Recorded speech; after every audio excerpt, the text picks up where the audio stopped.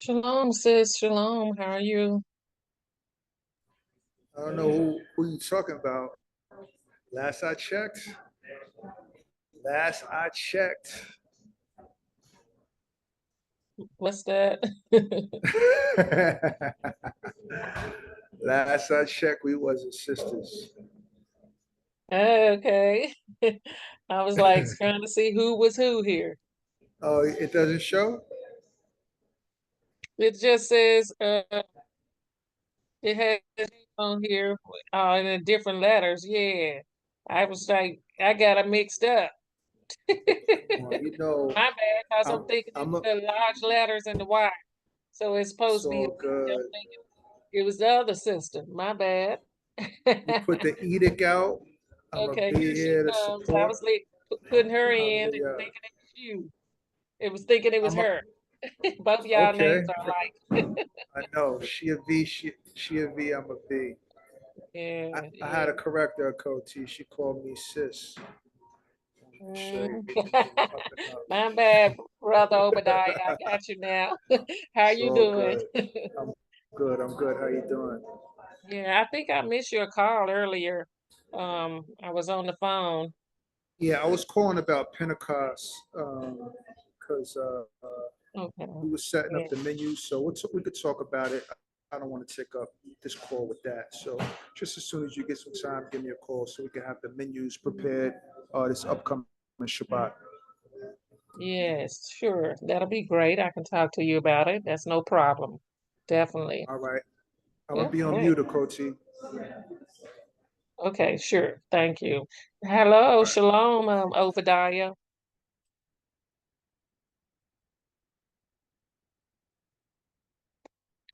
Shalom, shalom. How you doing, sis? All right, how are you? I am good. Praise the Father, doing well, no complaints. Yes, yes. All right. Wonderful, wonderful. You know what? I was thinking about texting you. I didn't follow up with you on some things on the nonprofit stuff, and I wanted to get with you on that if you still want to talk about it. Just text me or whatever. We can go through it together. Absolutely. I would love that. That would be very, very good. No, I know it gets busy, sis. I know how it is. So no worries whatsoever. I appreciate it. Yes. Okay. No problem. Well, I'm unmuted. I know I sent you the closing ceremony for the kids. That's supposed to be tomorrow. It's not going to be tomorrow. We extended it out for them till the 19th. Oh, So just yeah. I'll go ahead and repost it. Oh, I'll resend it to you. But yeah, we rescheduled them. okay. Okay. Goodness, goodness. I was thinking there was something on a Wednesday, and I'm like, oh my gosh. So it's on the 19th. It's been rescheduled for the Yeah, 19th. yeah. We rescheduled them so that they had some more time to practice some of their lines. Oh, okay. That's good. Definitely, I want to check that out. I'm just Yeah. so interested in being a part of it. Thank you. As much support as we can give them, we like to do that. So I appreciate it. So definitely if you can come in and support them, it'll mean the world. Yes, definitely. Okay. All right. I'm gonna make a note of that and putting that on my calendar right now. Thank you so much. No, definitely. I'm excited about tonight. Yes, yes. And I am too. I talked to the speaker and so I'm excited on what he has to say and trying to get the word out. It's just like, ooh. I need to do better in my recruiting and getting out there. It's so difficult, but Yeah. I need some better strategies. I need some help on that too. Yeah, Mm. maybe we can sit down and we can come up with some ways. It's a lot, but you're doing good. Father bless you for the service. So wherever we can help, absolutely. For tonight, is this something that is just closed off to the team, or is it something that was open for invites? Or It was open for invites, yes. And yes, I can post definitely it I right open it up now. to Yeah, I single. didn't know that it was open for invites. Would you like me to post? I can post because I know some that would definitely find it beneficial. Well, it was my goal was to do something for like for the team, like for us to talk about structure, and Got I it. was trying to Mhm. do a Okay. thing for us to talk. Got But it. Okay. No worries. Don't push. yeah, but it's No, that's what like I if was. I don't get enough of us to talk, Yeah. it may not go well. You know what I mean? Because Yeah. it's just hard to get everyone together at the same time in order to focus on the goal, making Hmm. sure that we stay focused on the goal. So I might have to do it on a different day or something like that. Okay. Okay. But You find out another day might be a little bit more conducive for everyone's schedule. yes, yes. So it's like trying to find a schedule time that will work with everyone. Hmm. And how do you set your meetings up with your team? Do you all meet on the weekday? Do you all meet on the Sunday? How do you do yours? For so I pulled back a lot from I used to do weekly, and we did our meetings a lot of times a little bit before our scheduled classes on Wednesdays. Because me and another sister, we rotated each week with the women's studies. And then I kind of pushed more towards the youth. When I did that, the young lady that I worked alongside with for the last couple of years, we met on Sundays. So I had writing labs and stuff like that was already scheduled on Sundays. And so her and I would have a planning block that we did on Sundays, just to really kind of get it in. We did have certain times where if she was available, if I was available, we would try to meet during the week just to kind of clean up and polish up a few things. Mm-hmm. But our main bulk meeting, just for my schedule and for her schedule, it just worked better for us to have it early on Sunday. Um, Mm-hmm. yeah, it just worked a lot better. It was not a work conflict, before we really got going. Exactly. We came in early so that it didn't really take away from the rest of the day for us to get things prepped and planned for the house. So we just really committed to that, and we met early, and we just really went down each thing that we had to do. Okay, this is the part we're going to focus on, and we got everything set, building slides and all that other good stuff. So that's how it. Yeah, that's how it was. That's how we did it.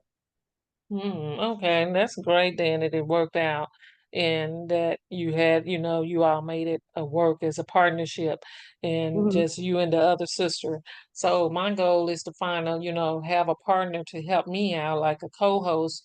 And if Mhm. I have three people or, four, I do need some local people because the local people will help go out and be the footwork to go out to the churches and get the people locally. So I Yeah. do need to have another support person for that. And Mhm. that's going to require me finding a good team partner that can do that. Yeah. But otherwise, virtually, I mean, your inputs and value virtually is also good as for how we could do the structure. But when it comes to really getting the word out, finding people in churches and Mhm. getting them to commit to it, that's where we need to have more input from. So that's what I'm sort of trying to do is to make sure I have a good solid team and partner like a co-host that can help me at times because that will make it better. Yeah, absolutely. Sorry. I do that. It makes sense. It definitely would. It lightens it up, and it makes it work, a lot easier. Yeah. Yes, yes, so much more. So I'm gonna go ahead and just be on the forefront of thinking how do we increase our, you know, membership and participation and with the people, because I know that I do my part on Mhm. sending the information out to people, but just to get them to commit. to something. That's where we're lacking, is that solid commitment. But I mean, I wouldn't want to put anything out on a in-person meeting until I can get the senses that the what we're doing on Zoom is working as well, because that's where we can make a judgment call. Okay, do we have enough participation to go out in the in-person restaurant or another church to go forward? So that's where we're looking at. But it Yeah. takes all of us, to make this work. So let me go ahead and see if we can get the speaker to come in. I'm holding off to see if anybody else is joining on. Um, let's see. Hold on. I think there's some other people coming in. Okay, we have our uh Elder Logan signing in, and let me see, make sure there's anybody else.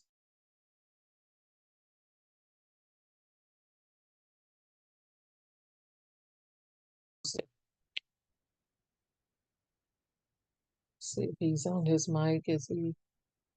Yeah, I'm here. I'm just trying to get the video straightened out.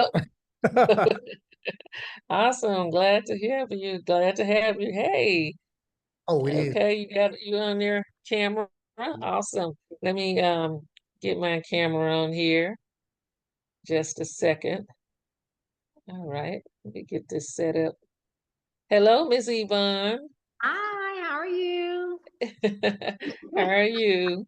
I'm Uh, good. All right, good, good. Now you pronounce your name Leorna? It's Leora. Leora. Okay. Yeah. Okay. Let me get this set up here. I might have to switch it over, but I'm trying to get a better background. My background is not so good here. Okay. Is that brother O on there too? Yes, sir. Yes, sir. Shalom. Hey, It's shalom. always beautiful to see the elders. How you doing? Hallelujah. Great, great, great, man. Appreciate you taking the time to, help a coach out with her endeavor. She has a big and beautiful heart and has a real desire to see things be done decently and order in the nation. So appreciate you, elders. Good, Definitely. good. Hey, you ain't too far behind there. Just don't That's forget a secret. I've been telling the ministry, right, this year, two Yeah. two people separately on two different occasions have called me OG for the first time in my life. And I said, it's here. Ain't no running from it. Might as well accept it. Yeah, I gotta embrace it. Definitely. Hallelujah. Yeah. But anyways, I'm having problems with my camera getting that situated, but as soon as I get that together, I'll be able to turn it on. But so far, let's see, can you all hear me? Okay. Mhm. Yeah. So what I was gonna do, I'm still kind of checking my phone because I sent the invites out. I'm checking in and making sure we have some people on here.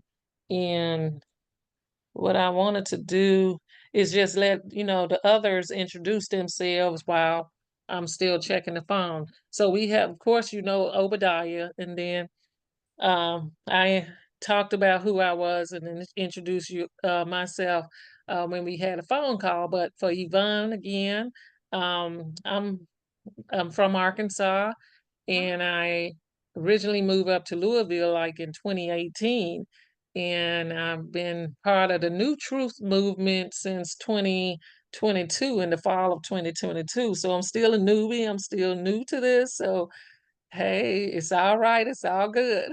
So yeah. So, and matter of fact, actually, my brother from San Diego, he came into the truth around the same time that year, and also my auntie from East Arkansas. So she came into the truth around the same time. We don't know, the exact months or whatever, but I knew it was the fall of 2022. And then we started talking on text and calling each other. and it's amazing, that we have been following along and digging deeper and sharing what we learn with each other on our every 2-week calls. We do our Shabbat on the phone call on Zoom. So, but that's a little bit about me. I have a 15-year-old son. I'm also a foster parent, and I fostered over in my home, like over 18 or 20 different children have come and gone in my home. Wow. So that's a lot out of a 4 or 5 year period since I've become a foster mom.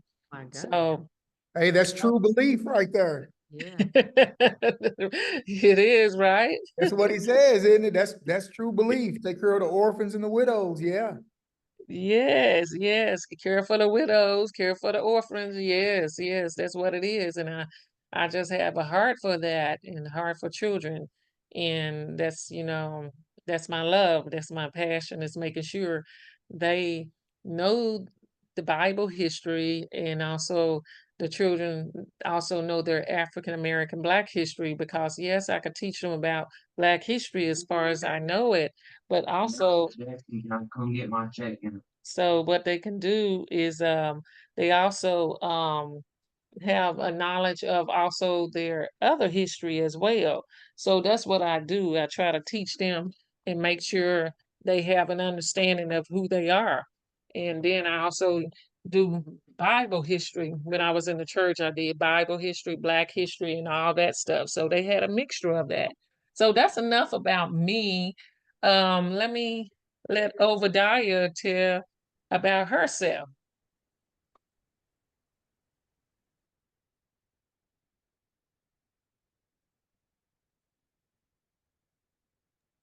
Sorry about that. Sorry, my children are moving and grooving through.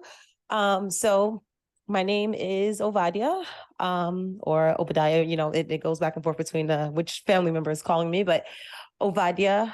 I am originally from New York City, born and raised there, raised Hebrew my whole life. Yeah, my grandfather was actually a rabbi, but a lot of big story behind that. But nonetheless, so I grew up in Hebrew way of life. And my husband and I, both from New York, met at the same congregation, left New York, head towards North Carolina for college, and just never went back. But Father's been great. Just, again, growing up Hebrew, but developing a real strong personal relationship with the Father around 16.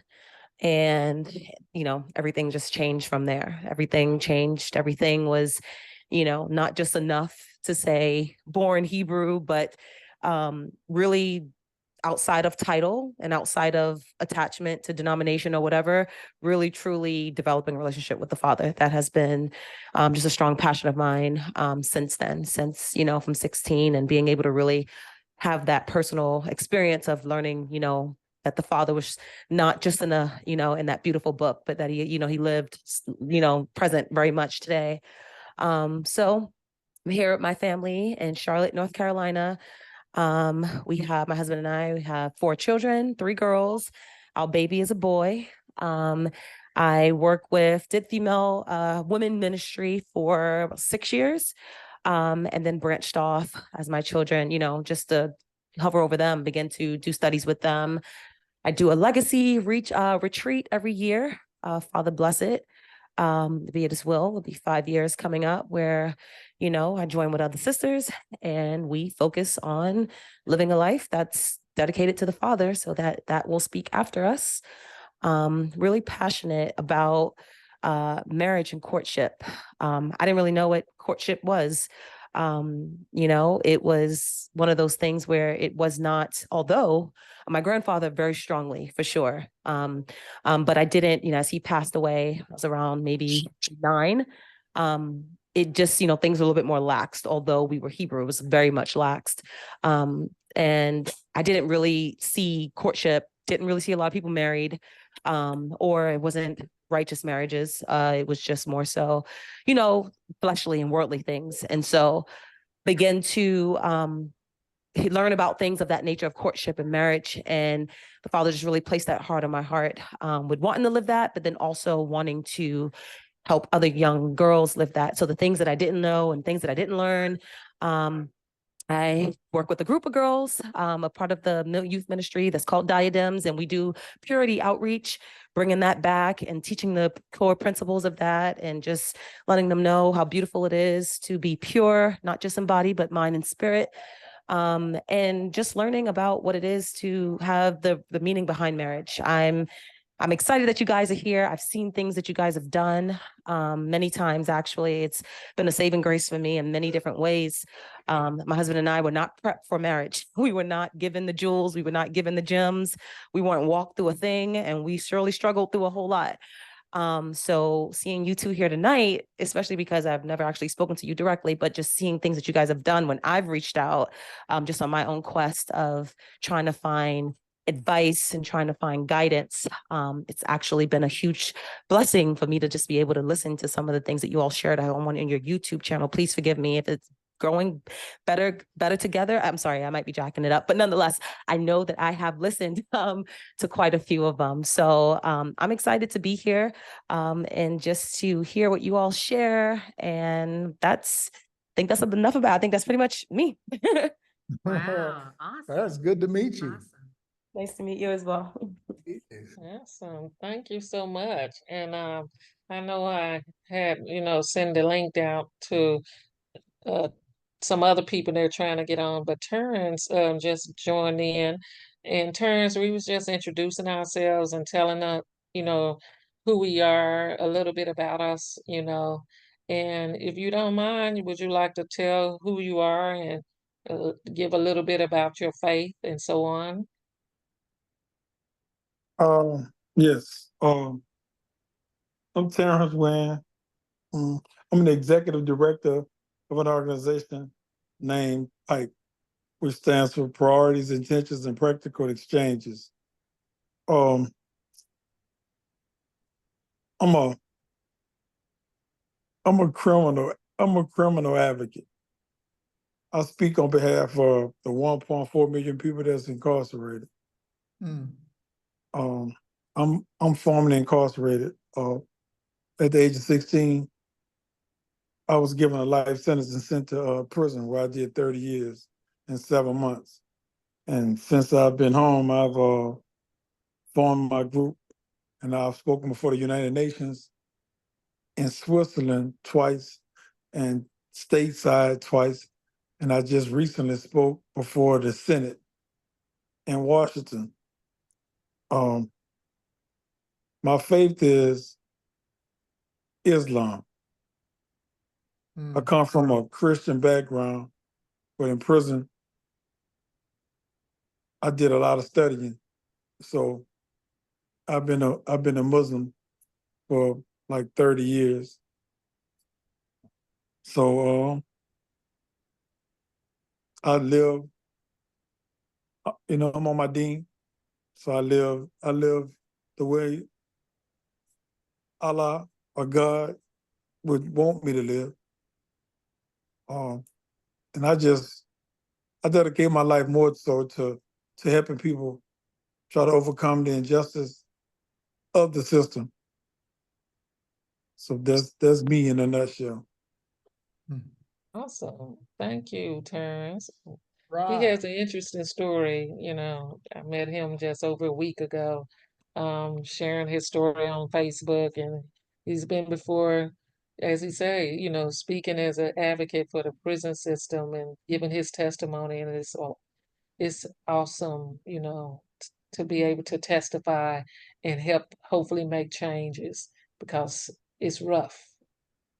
Right. And we appreciate you for being here, Terrence, and sharing your story. Terrence. Yes, good to meet you. Thank y'all. Yeah. Tracy, what we're doing is just introducing ourselves and we all went around, and I know that other people are trying to join in as well. But if you want to just give a little bit background about who you are and tell us a little bit about your faith and so on. So Hi, my name is Trelicia Neal. Some people call me Tracy. I am a Baptist or Southern Baptist, I guess you consider it. I don't know. I don't get much into denominations, but I believe that the Lord and Savior Jesus Christ is our Savior, and that is the foundation of my faith. I am married, remarried. I have been divorced and I've remarried. Have 5 children, 2 that are still at home.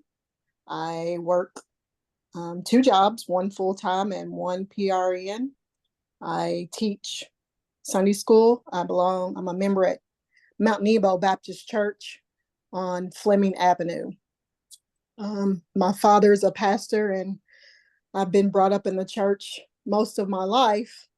But truth be told, when I lost my mother a few years ago is when I really truly began to walk with God and seek God to make him the head of my life. So that's a little bit about me. It's All good to right, meet good to you. meet you. Thank you, Tracy. That's wonderful. So I guess I know there might be some other people that are, trying to join in, and I'm slowly letting them in. But we can go ahead and get started with our speaker, um, Mr. Elder Logan and Yvonne. Awesome. Glad to have you here. And I'm sorry I can't get my camera on. That's okay. I- It looks okay. like we're the only ones with the camera on. I think I'm gonna have to turn this off too. I Okay. All can't see right. my audience. I'm like looking at a bunch of blocks right here. All No, right. So, well, let me go ahead and say, we're glad to have you here, both of you, to share your story. We're doing this series called, Courtship to Marriage, and also helping people to understand marriage according to the Most High, and helping singles to find a connection, and also, for most importantly, is to be connected to the Most High. So we just having different speakers to come in and to talk about different things, and I'm glad that Obadiah introduced me to you, and to see if you would be able to come and speak. And of course, I reach out to different people here and there, and I'm glad that you accepted. So I would love to, say to everybody that, Elder Logan is from Kentucky. I think it's somewhere down in West Kentucky, Madisonville, somewhere. And him and his wife have been married for over 30 years or so. Wow, it'll be 30, I guess, in July or something coming up. That's a long time. So, that's awesome. So, yeah, it is amazing. So we want to hear your story. Talk to us and educate us, train us on what it is, how to find, for the men, how to find a good wife, and what do women need to do for us to be prepared as well. So without further ado, I'll let you all take the floor, Elder Logan and Sister Yvonne. all right. Hey, let me give you a little background about us. I have been I grew up Baptist, and when I got out of college, I met my wife, of course, while we were in college. First day of school, I saw my wife. I said, she's going to be mine. So she didn't know that was going to happen. So anyway, we we got married, moved to Cincinnati, Ohio, and we became a part of what's called the Church of Christ up there in Cincinnati, Ohio.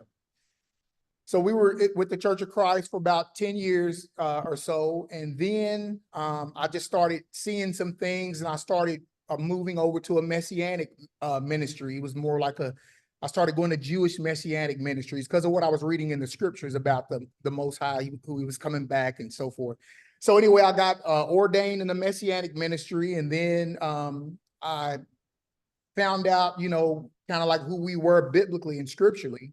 So I immediately, because I had known what the scriptures was talking about, and somebody told me, they said, hey man, do you realize, I had an Arab guy tell me, he says, hey, you know, you may have some Jewishness in you. And I was like, Anyway, long story short, I had a brother, an elder, come to me, and he heard me talking, and he heard me the way I was talking. He says, "You don't understand that you're really the people of the book, do you?" And I said, "No, I had an idea, but I didn't know." And so immediately tears started coming down my eyes because I knew what I was reading in the Bible. So enough of that. That's how I met my wife. Anyway, was in college, and uh, we have been together since 1990. Yeah, 1990, never broken up. Did you want to let Dwight Davidson speak for a second? Or do you want me to continue? You can go ahead and continue. We can have, okay, thank you. Go ahead and continue. No problem. I'll just continue from here when I see people pop on. So, we've had a great marriage in our worldly dating relationship, never broken up. When we got married, D word was never allowed to even be mentioned in our marriage. That's just one of those things that we do not agree with. We don't do, and we said to ourselves that we would never let that happen. So, and I knew that we wouldn't let that happen because we were actually best friends. And so when you have a best friend, you don't want to be without that best friend. And that's what we were to each other. And that's why our marriage has been the way that it has been. A lot of people will ask us, do y'all have, arguments and stuff like that? We have disagreements, but, as far as just blow ups, never had it. Never had a blow up. Have had disagreements. We've been upset with each other. Probably went to bed mad at each other for something. But, as far as, arguments and stuff that, that's just crazy stuff. We've just never had that in our marriage. So we have 6 children. We have 2 boys, and 4 boys, 2 adult boys, 4 boys, and we have 2 girls. And so for us, this is leading into the whole courtship thing. And I think at first I was like, well, heck, we all married here. Ain't no sense in even talking about anything about courtship, but I will, because I think we all need to start, courtship is going to start with the parents. You can't expect for somebody else to teach our children about what courtship really is. That has to come from us. That has to come from all of us. Okay, so we will go ahead and talk about courtship. But my wife and I, that's a big issue, or not issue, that's a big conversation in my family, is courtship. Of course, we have 3 adults, children that are now in that phase. And so these are conversations that we are always having. And believe me, your children are watching your marriage. Right. It is setting them up for courtship. So when your children sees daddy holding mama's hand, hugging on mama sitting, in daddy's arms, sometimes sitting in daddy's lap, when they see those things, they expect those things in marriage. And my daughters have come up to me and said, hey, Dad, I just want you to know that my husbands have a really high bar. And I knew what they were saying, but I said, what do you mean? They said, well, we see how much you love on mom, and we don't expect anything less from the person that we meet. So they already have that expectation. My sons see how my wife treats me. So imagine who they want their wives to roll after, their mother, because they want that same affection that they see their mother giving their father. So we have to somehow be okay with being different from what the world does. Because when you start talking about courtship, that's totally different from what the world does. You got people who will say to you, you don't let your kids get out and they need a girlfriend, or you need to get that girl a boyfriend. And they have no clue what goes on in my house. They have no clue about our belief system. They have no clue about us protecting our children. And, courtship is just one of those things that we have to make sure that as believers in the Bible, that we have to pattern ourselves after the Bible. Did you have any? Yes. Hmm. Yeah, I'll share something. Go ahead. Well, I want to just kind of back up just a little bit because that's like what Ed said was like really like packed. And I just want to share just a little bit about myself to kind of give a little bit of insight Mm, into me personally and with our marriage. So I grew up, I was very blessed to have both of my parents when I was growing up. And I know a lot of us, we just don't have that opportunity, but I was blessed to be able to have both of my parents. right.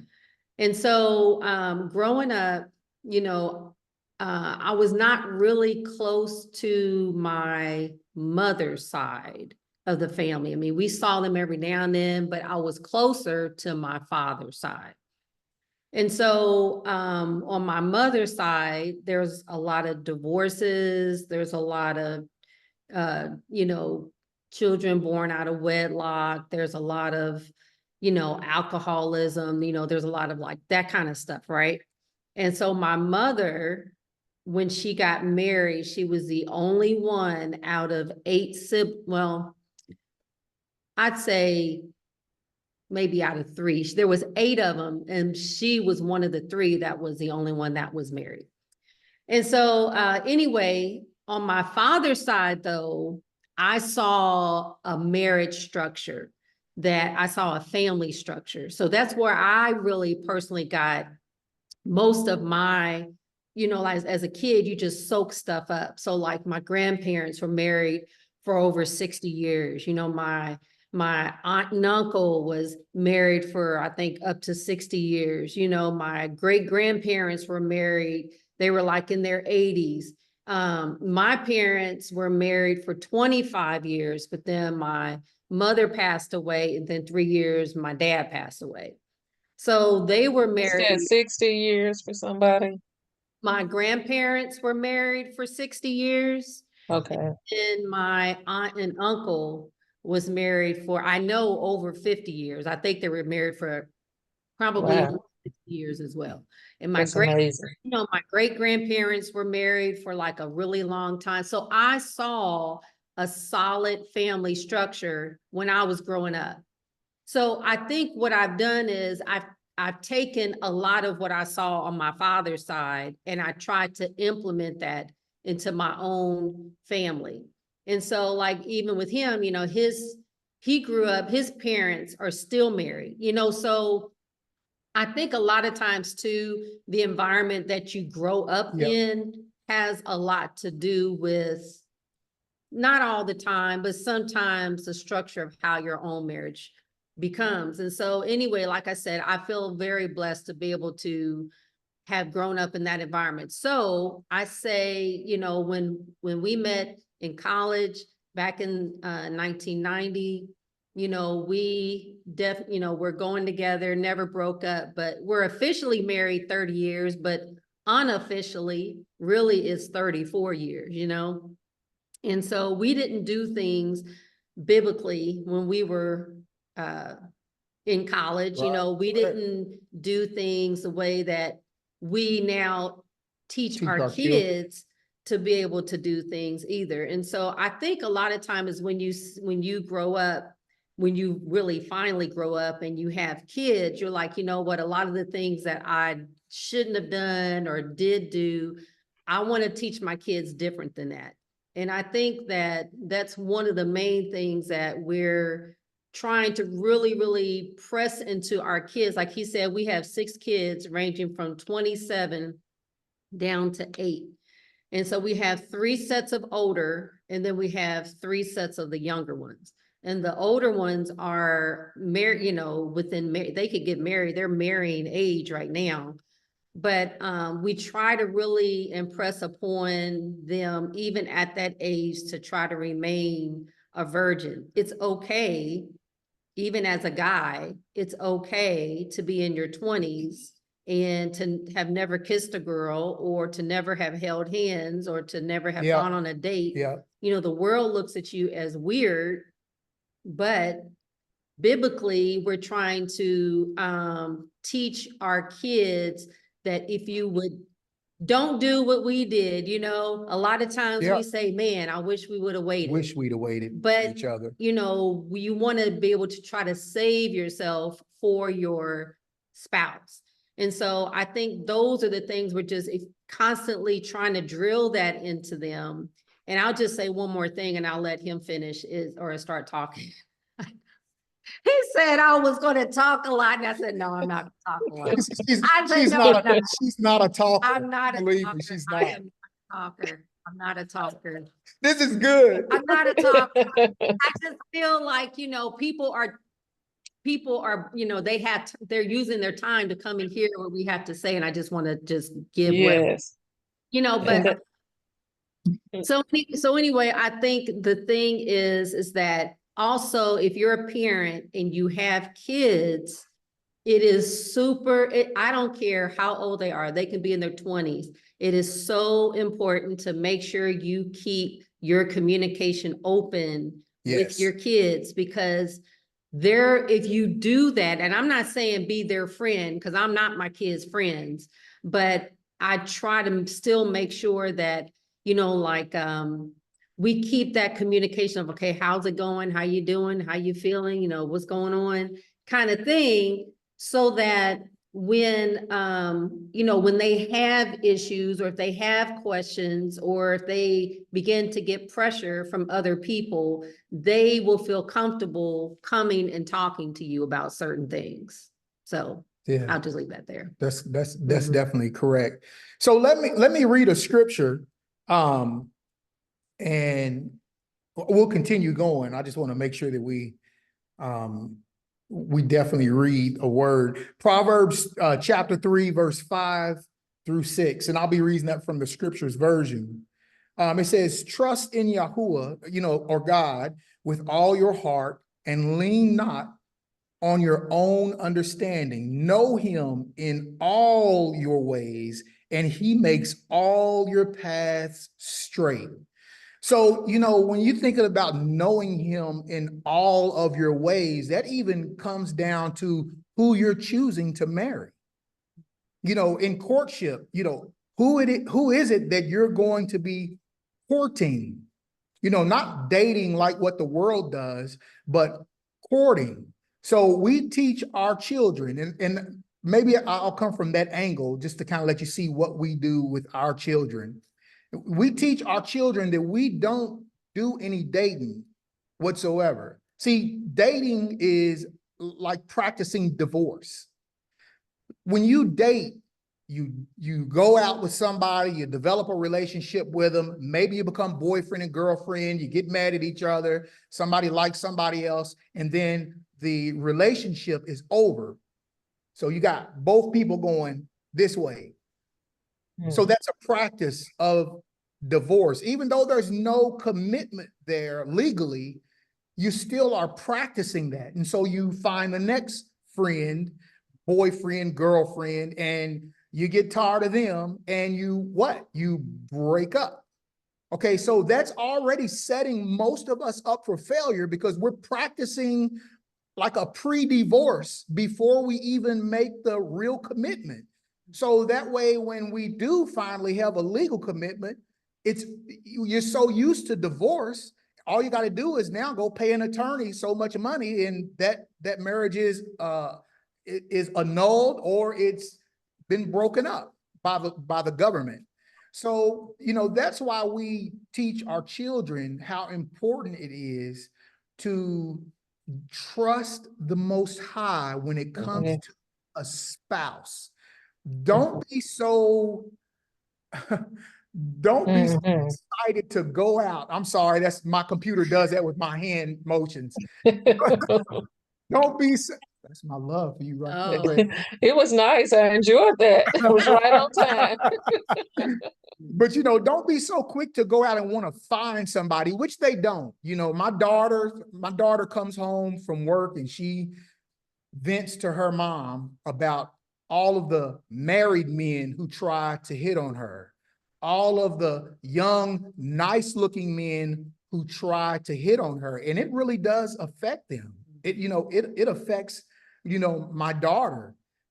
She knows the truth. She knows the way. She knows what she's been taught when she's been home. Yes, But there's yes. this thing inside of a young person's heart that they want a relationship. When they see that relationship Mhm. between their mother and father, and they're 21 years old, they're like, when is my time coming?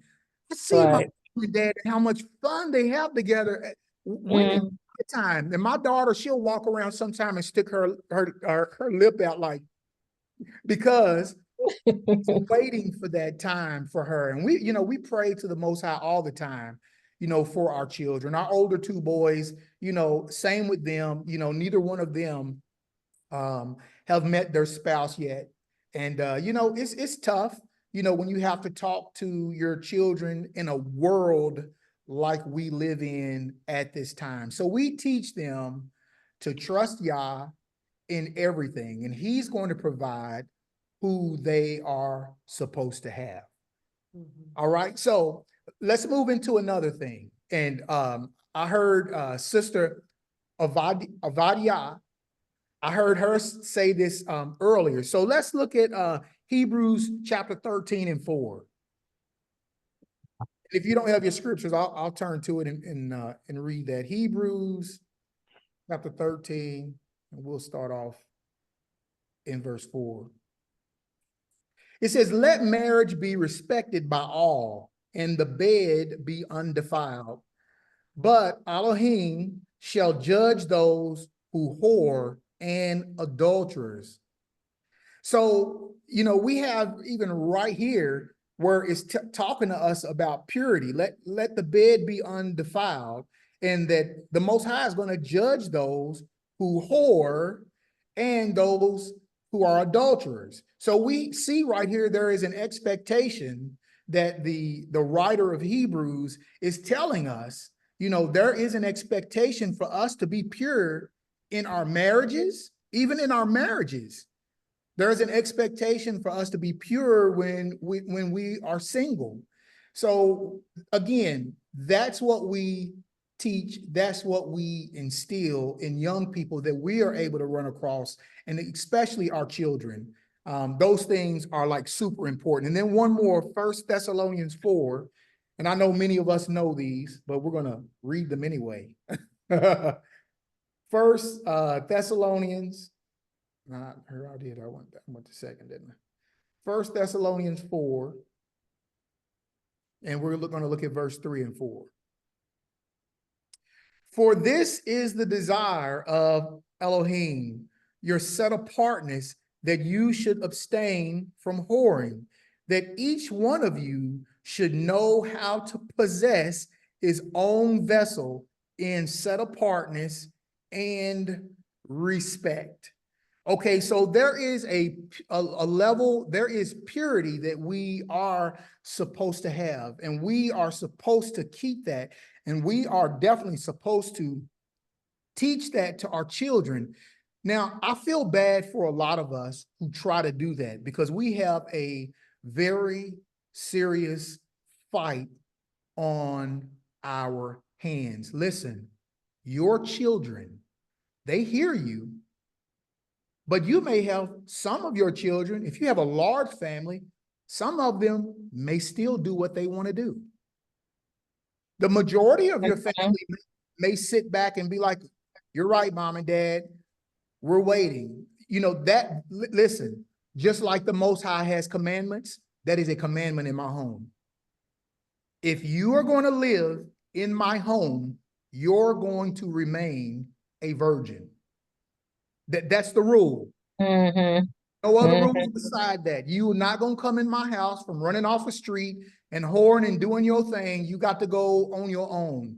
We don't play that whatsoever. So our family, our children, even our youngest ones, because they hear all the conversations. We don't try to exclude our children when we're having talks unless one of our children wants to talk to us privately.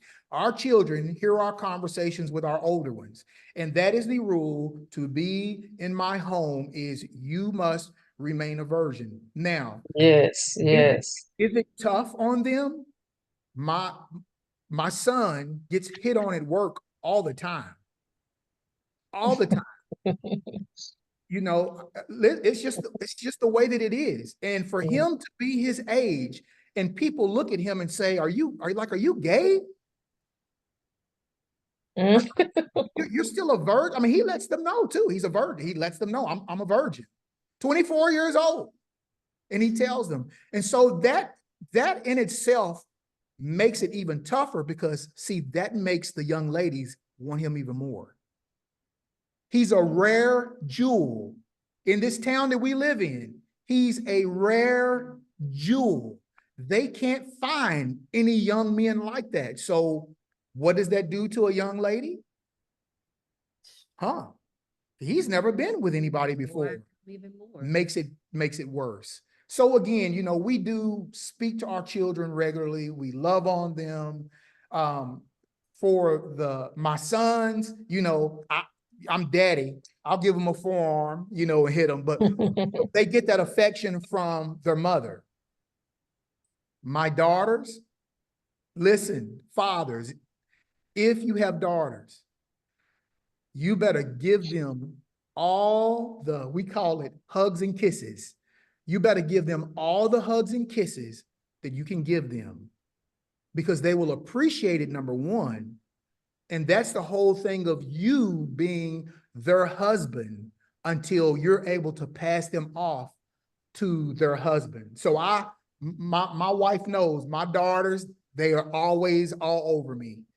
Just the way that it is. My youngest daughter, my oldest one is 21. My youngest one is 11, 12. Wow. Gosh, I'm trying to keep her at 11. So, you know, she hugs all over me all the time. It can be smothering, but I love it because I know that if I don't hug on my girls, somebody else is going to hug on my girls. And I ain't, that ain't going to happen.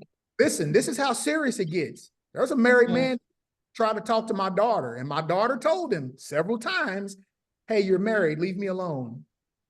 Don't you think daddy don't get involved?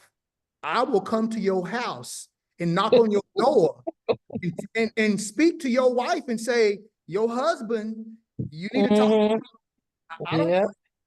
I will meet him at the car after work and say, hey, she's already told you you're married. Don't talk to my daughter no more. So I don't have that issue doing that because that's my nature. I'm going to protect my girls. But again, we have to make sure that we love on our children so that they can get all the affection that they need, and that will hold them off until their spouse comes. You have anything? I know I'm just talking, so go ahead. No, I was just gonna say, as far as the courtship is concerned too, especially with the younger people. And, you know, he touched a little bit about it as far as the dating. What their expectation that we have tried to, like I said, continue to instill in them is that we don't really condone the dating. But as far as courtship, like let's say if they meet a young lady and they seem to hit it off really well and stuff like that, we're not saying that, you know, you can't go out to eat or, you know, you all aren't going to be able to do certain things. The thing is that it's not dating just to date. It is courtship with the expectation of marriage. Right. And so it's kind of like, if you're going to even go out with this person, then there has already been some type of relationship established with them and that young lady already. Maybe it's through FaceTime, talking on the phone. Parents visiting each other. Yeah, maybe it's, you know, families coming to visit each other, or you know, something like, or get-togethers or feast or, you know, something like that. But like if our kids, especially and I'm speaking as the older ones because they are in the age, if you're going to go out and you're going to spend time with this person, the expectation, and they have this expectation, it's not just like, well, we have this expectation of you and, you know, you can't do this. They have the expectation themselves that if they're going to go out, if they're going to spend time with this young man or this young woman, if they're going to go out to eat, if they're going to go out and do this and that, then the expectation is that, you know, you already kind of like each other and we're planning on going in the same direction. We have the same goal with each other, and the goal is for us to eventually get married. So I think that too is our kind of expectation of like courtship as far as like for the younger people. And even if you're older and you're single, it really depends on your standard, because I don't know what everybody's standard is, you know, here. But, you know, you may want to think or consider that, you know, if I'm going to go out and do a biblically courtship, then, you know, let's have some type of goal that we're working towards versus wasting my time. You know, like, especially when you're older, you don't have a lot of time to waste, especially if you're trying to like find a spouse or something like that. So it's best to just go ahead and figure out if this person is going to be the right one for you. And then you can start working towards everything else. And then the other thing I just want to say is, for those of us that are married, that do have children, even regardless of whether they're younger or older, it is really important for us to be the example to our kids as far as what their expectation of even marriage is supposed to look like. Because if you have the husband that always is, how do I say this? Usurping his power upon his wife unbiblically, okay? And if you're always being harsh with your wife, then don't think that your sons or your daughters is not watching that. And if you are a wife who is sassy and controlling and disrespectful to her husband, don't think that your girls are not watching the way that you talk to their dad.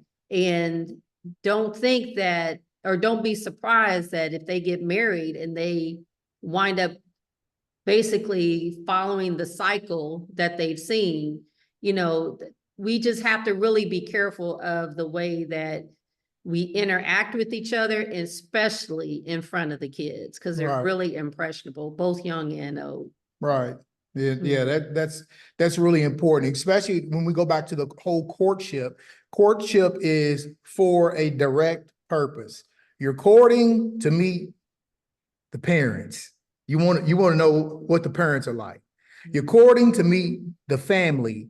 You want to know what the family dynamics are like, because if you're going to court and you possibly marry this person, you're going to marry into a family. So you want to see what that family is like. You want to look at the aunts. You want to look at the uncles. You want to look at, you're courting for a purpose, not just to go on some kind of date and have fun. No, it's not what it's about. It's about learning about this person that you may possibly spend the rest of your life with. And there's another aspect of it too. Wise counsel. We have to teach our children wise counsel. As a matter of fact, let's go ahead and go to a verse, Proverbs chapter 15 and 22. Sister, let me know when it's time for me to stop, because you know how preachers do it. Proverbs. 15. Okay, you're good. I'm sorry, my mute button wasn't coming off. But yes, you're good. Probably about 5 more minutes or 5 to 10 minutes, and then we'll do question and answer. Proverbs 15 and 22. Without counsel, plans go wrong. but by great counselors, they are established. Okay, so why do I say this? When I got married to my wife, I went to my parents and said, hey, mom and dad, I'm getting ready to marry Yvonne. And they was like, oh, really? Okay.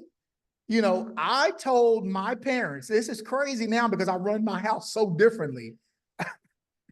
I went to my parents. I mean, they knew her. You know, she would come home from college with me. I mean, they knew it.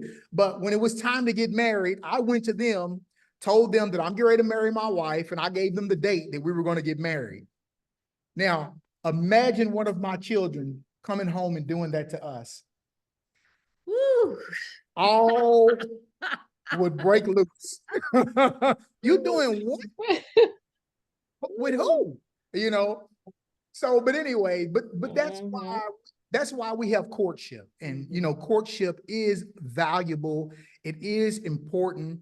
Courtship also teaches purity. Like if depending on their age, you need to go, somebody else is going with you, little sister going with you, or little brother about to go hang out with y'all, you know, Depending on their age. depending on their age. Yeah. So, you know, if you got one that's 26 years old and another, the person they're courting is 30 years old, I mean, they're smart enough and they're wise enough to know that, you know, what's right and what's wrong, and spiritually enough, they should be spiritually mature enough to do that. But if And they're there's a trust younger, factor, and too. yes, don't mess my trust up. Right. You messed up my trust, I'll go to your courting engagements with you.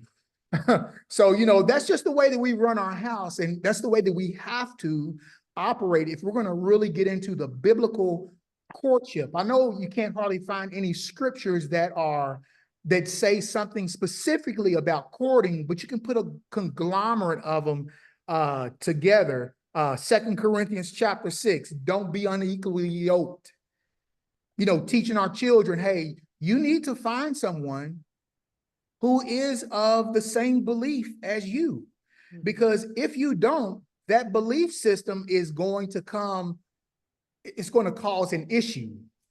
Don't think that you're going to go meet somebody and you're going to convert them to whatever your religion is from their religion. You're asking for a nightmare.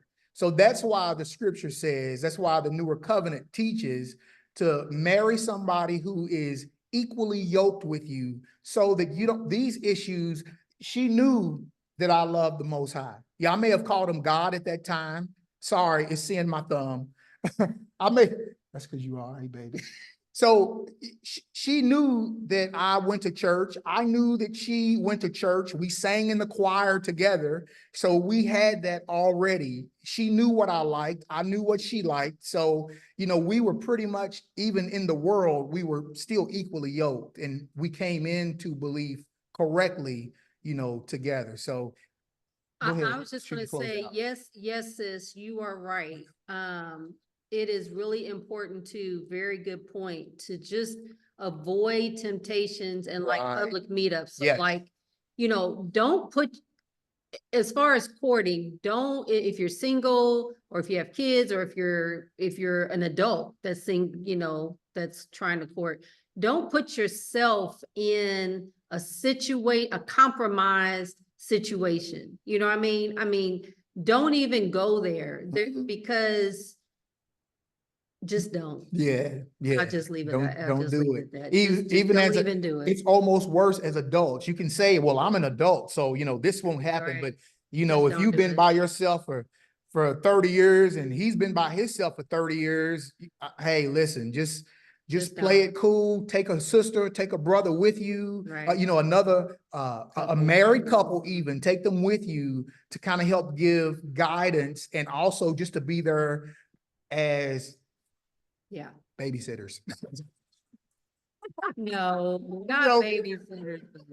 Yeah. Anyway, okay, so Just don't I'll do cut it. it here and leave it for the question and answer. All right, that was amazing. It was just lovely. Hallelujah. It was awesome. I just love this. I mean, the tips, the wisdom, it's there. And the way that you represent it and model it is just extraordinary. I love it. So, anyone have any questions? My question is, I know I have one. And then other people will help jump in with their questions. Um, so with your ideal of making sure they understand courtship, do you go through, like you mentioned earlier, like there's no um kissing, no holding hands, no stuff? No, I mean, what is your limit to what they can do if they have someone or want to bring someone home to you? What is their limit of what they can do? Go ahead first. Okay, you're talking about the older adults, right? Yeah, the older adults. Um, well, some people would probably think that our family is like overly strict. But I don't look at it like that. I look at it more like we're trying to protect them yes. and preserve them for the best thing Mhm. that they could ever have. Their own personal best experience that they could have with the other person. And so, Yes. okay, I'll give you an example. I'm gonna answer your question, but let me give you an example. You probably know it. Okay, so so when we were in college, we were basically married people. Yes, Okay? we really We were was. practically married. I tried to elope. Unofficially, we were married. Okay, so when we did get married on our honeymoon, and I'm gonna just put it out there because it's just real talk. So anyway, on our honeymoon, we went to sleep. You know what I'm saying? I mean, we woke up later. It was a long day. We went to sleep. Now, if we were both pure, had never kissed each other, had never really touched each other, then the night would have been different. But it was another night because we was already done everything there was to do. We had already I would go to his place and he would come to my place. It wasn't anything special. So what I'm Right. trying to say is that we try to talk to our older kids so that they can, whatever they experience with their future spouse, Mhm. special for them, whether it's kissing, whether it's touching the other person and actually feeling what they feel like, with your bodies close together. and so I'll give you an example. Okay, one of the things that we suggest is whether they take it or not, I don't know, but let's say, okay, let's do side hugs. If you're gonna hug, to say goodbye. Let's just, to say goodbye, whatever, if you're gonna hug, that's cool, but let's do a side, because when you start feeling all these other body parts up against you, then you just don't know, especially if you're by Right. yourself, you just don't know what all that stuff can. So Mhm. try to give them maybe suggestions of things, maybe you might want to do this instead of this. Have you thought about, we're not overly overbearing. Or, oh no, you ain't doing that. I don't know if I answered your question, but yes, we do. We will get very specific with the older ones, but we do try to make suggestions to them to help them to just, still be focused on the end result. Well, see, we know Right. what the end result, what happens with the end result if you don't do it the way our Father teaches us to do it. Right. What Exactly. happens is you've done been with either one, 3, 4, 15 different people. You bring Mhm. baggage into your marriage. You're sleeping, with your wife, and you have Mhm. old thoughts that pop up that shouldn't be there. And you're like, oh, Father, please, why is that popping up in my head? So what we told our children was, we want to save you from the mental trauma that we go through. See, Yeah.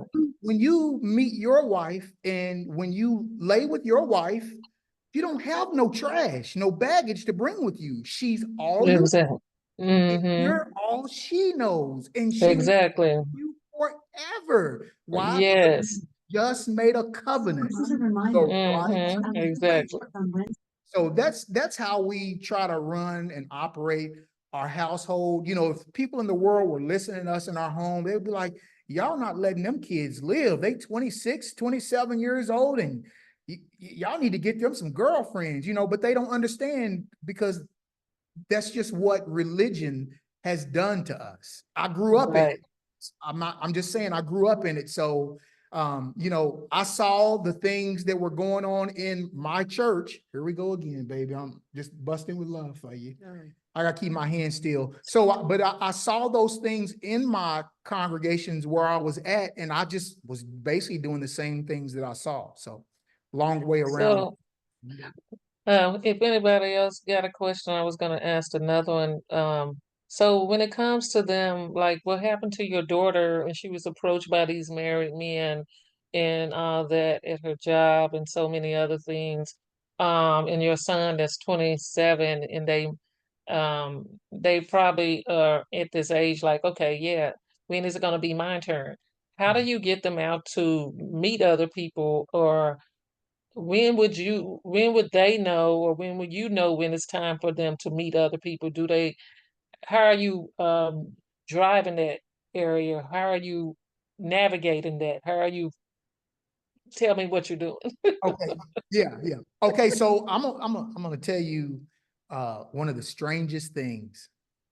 Okay. My sons and my daughter will not join a Facebook group of singles. Won't do it. They said to us, Dad, we get on these believer sites and it's just as trashy and smutty as the worldly sites. And I don't want to find my wife in none of those groups. That's the real truth. Mm, I offered, hey son, have you thought about getting in the Facebook group and going over here? You know, they're believers, you know, such and such and such and such. And what do? They come back, Dad, if you had seen some of the posts that was in this group, or if you had heard some of the things that was being said in these groups, you know, they won't do it.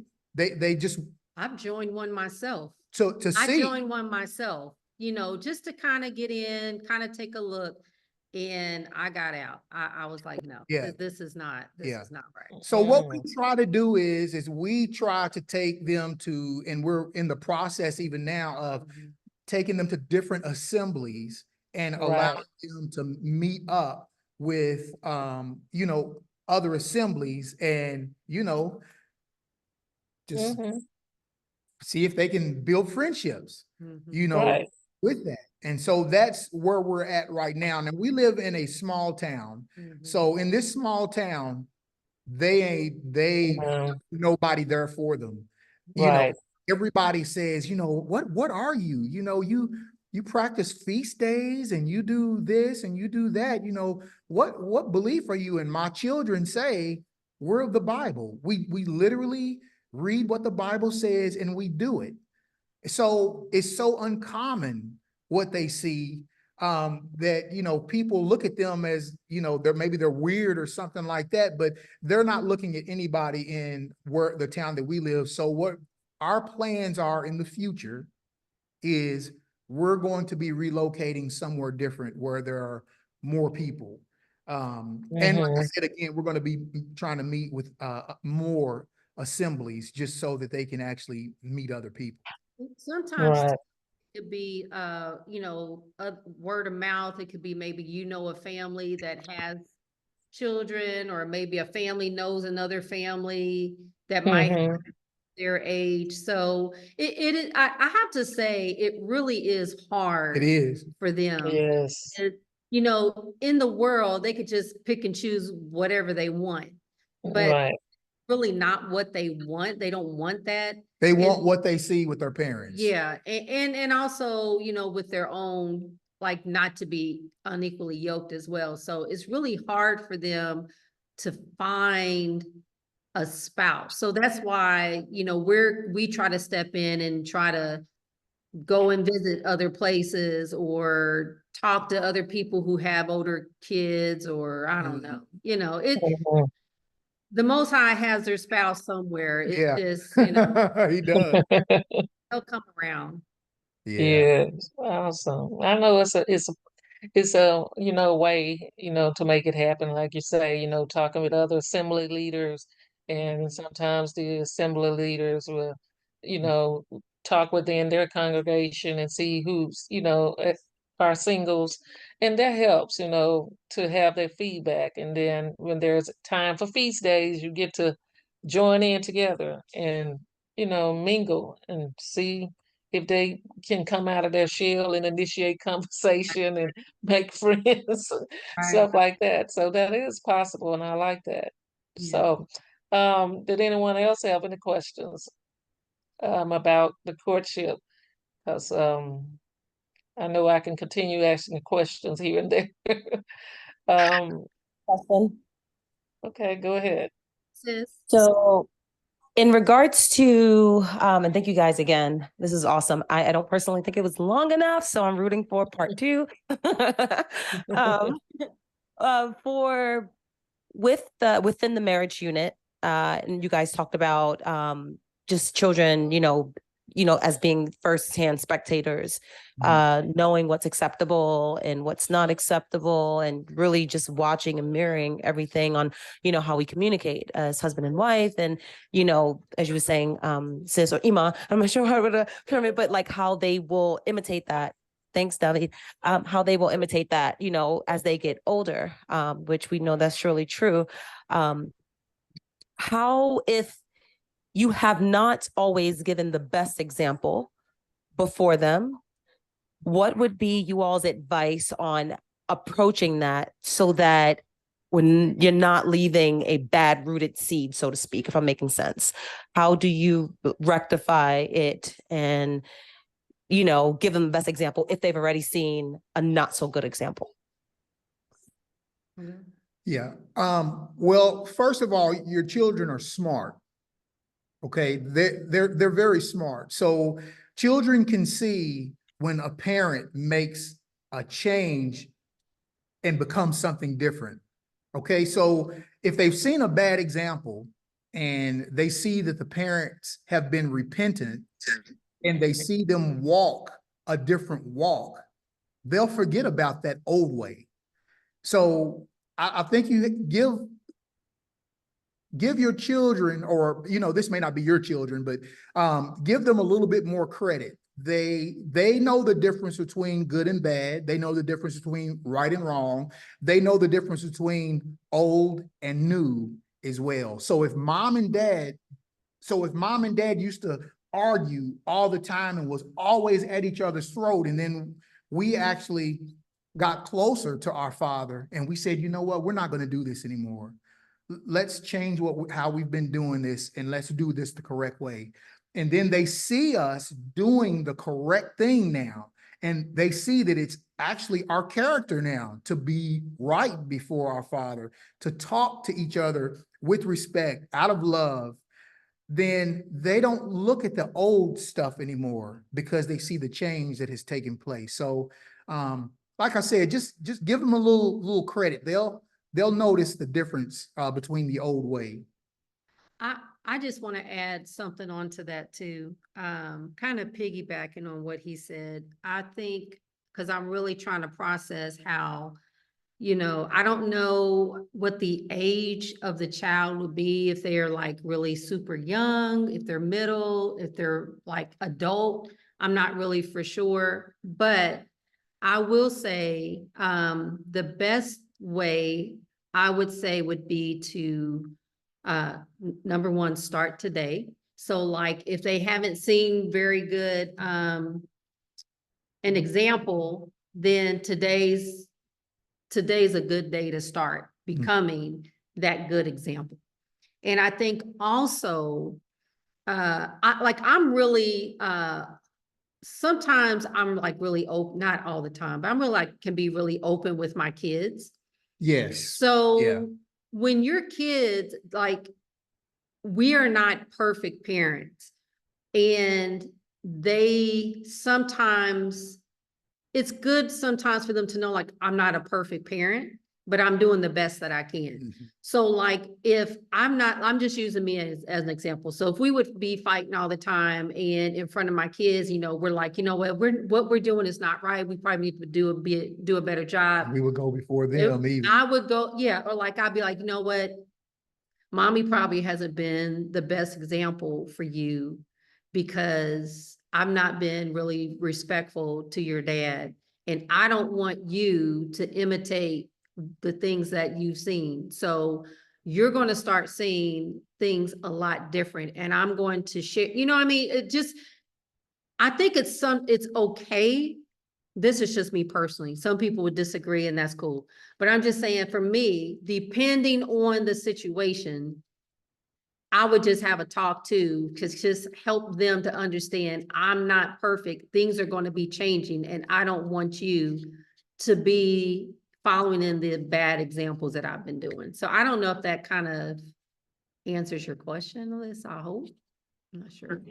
Yeah, no, it definitely does. I was just curious about that.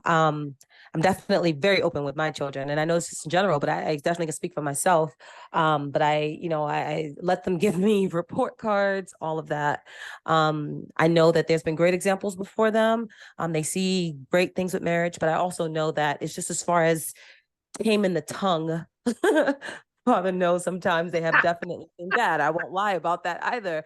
But it does. I know the word is true. I know the Father's true, and I know that there's nothing that's there that is faulty.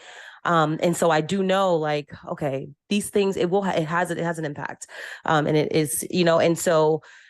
Everything that you said, and that both of you all said has definitely been that. But then, in my mind, I wonder, like, is there something else that needs to be done? Outside of just, I don't know. You just want to make sure that you don't leave any bad seeds there, or that it's not left unturned. Do something that you're not really touching, and then definitely have those conversations and, and rectify the wrong and things like that. I know I definitely tell my children that, I'm raising you to be strong believers, because then you'll also hold me accountable. That's what true believers do at the end.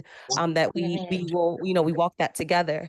But, you just want to, I think, I don't know, I can't speak for any other parent, I speak for myself, but I know, like, I'm speaking for the times that I know that I did not give the best example. Like, how do I, obviously we're repenting before the Father first and foremost, and then of course going before them, but just making sure, did I do enough? Did I do enough? Did I cover it enough? Because you don't want to leave it untouched. But no, you did. You guys, both of you guys did. I appreciate that. Right. And that makes me think of sometimes too of other parents who are coming into the truth and they also have a, bad experience or kind of done, wrong in their relationships to their spouse, and how they would now go forward with the new movement, with the new truth, and how they are trying to walk better, but making sure that their children see them in a different light. So that's what we're hoping. Let me let me see if I can get this microphone muted. Hold on one second. Enjoy yourselves. Okay. Okay, I got it muted. So it was like also asking for, when the parent who's coming into the truth, and they see, oh, I have been doing this incorrectly. Let me do this better. They repent, but it's like asking the children to, who probably already have grown right now, but they've seen all the negativity. But now all of a sudden it's asking them to see the parents in a new light. Okay, this is what they're telling me now. They're telling me to walk in purity, but they weren't walking in purity before. So why do I have to listen to them? So it's challenging, but at the same time, if their parent is really doing it, and it's going to take a lot for that child to say, to get to grips with the new walk and to be acceptive and respectful of their parents' decision, because their parent now is trying to model those new behavior to their children. So that's probably, that's how I was seeing it in that aspect too, of parents who's trying to make a change and walk in purity for the sake of their children. Right. That's a good right. one. That's correct. That's right.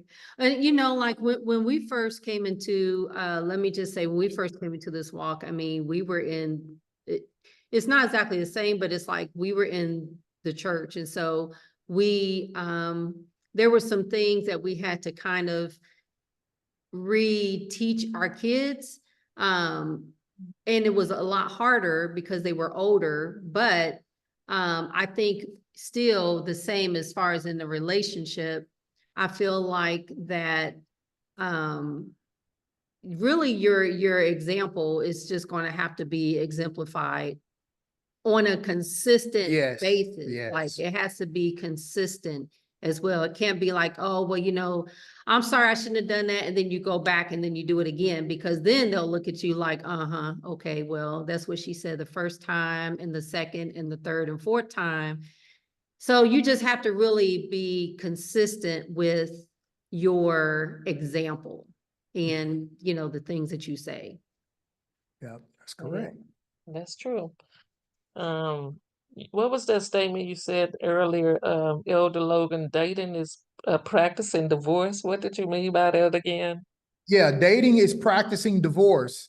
So dating is, you know, when you look at the worldly standard of dating, you're meeting somebody, you're going out on dates, you're hanging out, you're doing what you're doing, maybe your boyfriend and girlfriend, and then when you're tired of them, or she sees somebody else that she likes, or you see somebody else that you like, you say, I want to end this, and I want to go meet this other girl, or I'm just tired of you. It was fun at first, ain't fun no more. So you let them go. And then you go find the next person and you do that same thing with them. So before it's over with, if you're a man, you've had like 10, 15, 16 different girlfriends. You've broken up with all of them, or they've broken up with you. So you have this cycle of divorce already in your mind. You don't look at it as divorce because there was no contract there. But still, it's the getting in and getting out. Mm-hmm. Getting out. And so when marriage comes along, you look at the marriage statistics for today, it's getting in, getting out within a year, within 2 years, getting in, getting out. It's the same process. So we have to be careful when we do that. We have to make sure that when we're teaching our children, we're teaching them to court for marriage. And that marriage is the only marriage. And they can only really rationalize that by watching what we do, what you do. So as you know, if you're in that situation now, you know, that's how you are to train them. And, you know, again, like you were saying earlier, though, you know, if you're, you know, you've come into the truth now and you understand the Father and you want to get closer to him and his son, the Messiah, and now you're changing your life and your kids are older. And now they see you trying to change everything. The only true way that you're going to really win them over is to be consistent. Consistent. Mm-hmm. You want to slide down? So we get out of your sun. No, it's okay. You We're gonna keep The sliding sun, down. yeah, the sun keeps sliding down. Okay. Okay, let's go. All right, that's fine. But yeah, that is true. I mean, so many young people today, I mean, they're practicing that.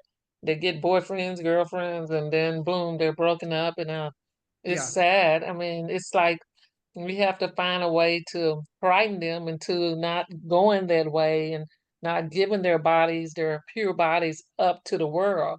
It's like, I mean, I know as much as we can put scripture in them, they're like, yeah, whatever.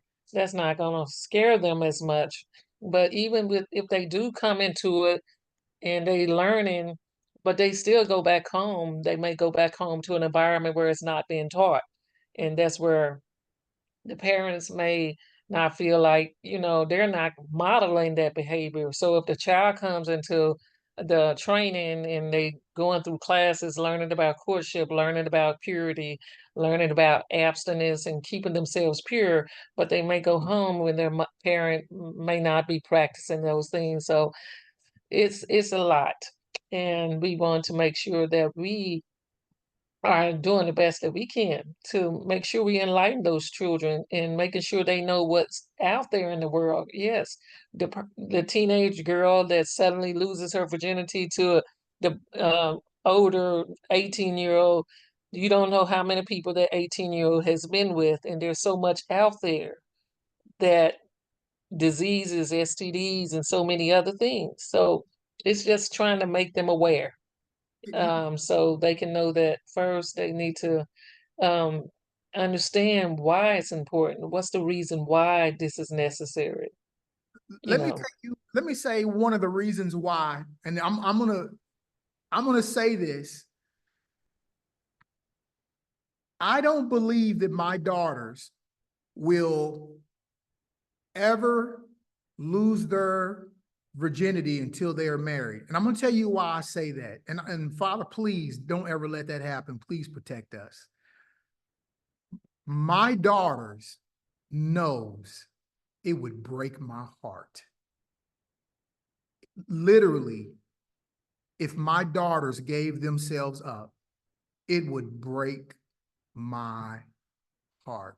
Because I've taught them, honey, daddy's gonna be your husband for right now. I'm gonna give you all the affection, all the hugs, all the kisses that you need until he gives you your husband. Okay. But we talk about it so much about making sure that they are pure young ladies. They hate it. Young maidens. That's what I say. I'm like, that's what the Bible calls it, young maidens.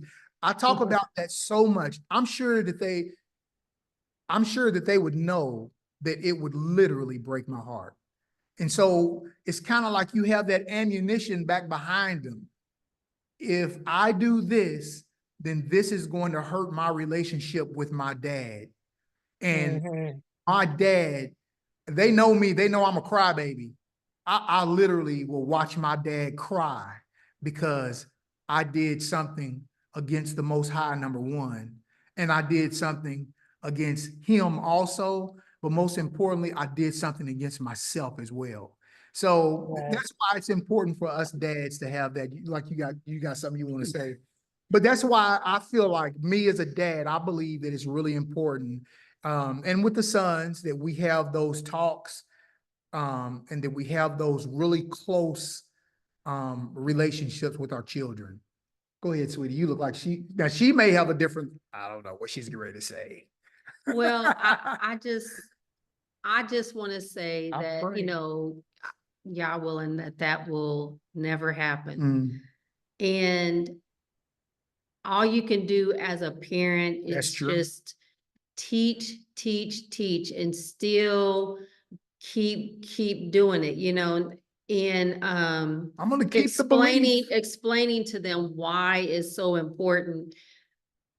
I guess for me, I kind of feel like that when those feelings start, happening, you thinking about what your dad is thinking is not necessarily going to keep you from doing what you're going to do. But Maybe not. I think that the instilling the word of the Most High into their heart, explaining to them why it's so important, and also keeping that communication open is really, really important, because it's like my daughter didn't have to come to me and tell me that some married man or some married men or some guys that she thinks looks really nice at work is hitting on her. She didn't have to tell me that. I would have never known. I would have never known. If she decided that she was going to go out with them, I would never know. But she comes to me and she wants me to know what's going on in her life. She wants me to be a part of what's going on. Because she wants me to give her that guidance and that help and that support when she's feeling those weak moments. So I think I still feel like that's really important too. That's just Oh, my, but still that's daddy's just my back. thought. Daddy's Yeah, I behind her know. too. Daddy's Okay. behind her All too. right. Yeah, that's right. I'm gonna hold on to that. I think Sister Avanya has a question. Hey, I just wanted to add to that. um, I before starting with doing the purity classes and things like that, I was doing some research, and I'm just curious because I don't know just if to see what your approach has been. And what I researched, what I found was that um amongst teens, preteens, early before going into early 20s, things of that nature, that with having purity classes and kind of walking them through and giving them all the, the real nitty gritty, making them aware so that they weren't naive was definitely effective. With having them go through commitments and understanding and acknowledging what they would be doing if they, were to violate themselves before the Father first and foremost, because our bodies are bought with a price. Before the Father first and foremost, the impact to their families, and as you said, more in them defiling their own vessels, making them aware of that and acknowledging the consequences and also the benefits of what it is to wait. And then the third part, which according to my research was the most effective, that actually showed where you pushed up into the 70%, and that was delaying it out among all of that, was them having mentorship and having peer mentorship of those that were also abstaining among them, that were in peer groups where they felt comfortable, where they could come together and have those outlets, where they could join and know that they weren't the only 21-year-old, they weren't the only ones, and that it was having adult mentorship over them and elder mentorship over them, but also having a peer that wasn't extremely far in age that they could relate to, and that they also felt like we're doing this together. So in answer to that question, I was just sharing that was something that I saw in studies that showed among all of them, although they all were important and all played a part, all necessary, the mentorship and having that community amongst peers that were, also on that same journey and also was on that journey and, married or whatever else, showed to be extremely effective. It was something that I'm, with doing this, that my mind is on hardcore. So my question was, have you all, or are your children a part of any sort of, your older ones, your older daughter, your son, like a part of any mentorship of those that are not too far from their age that are also abstaining? I would say that they're not a part of any type of mentorship.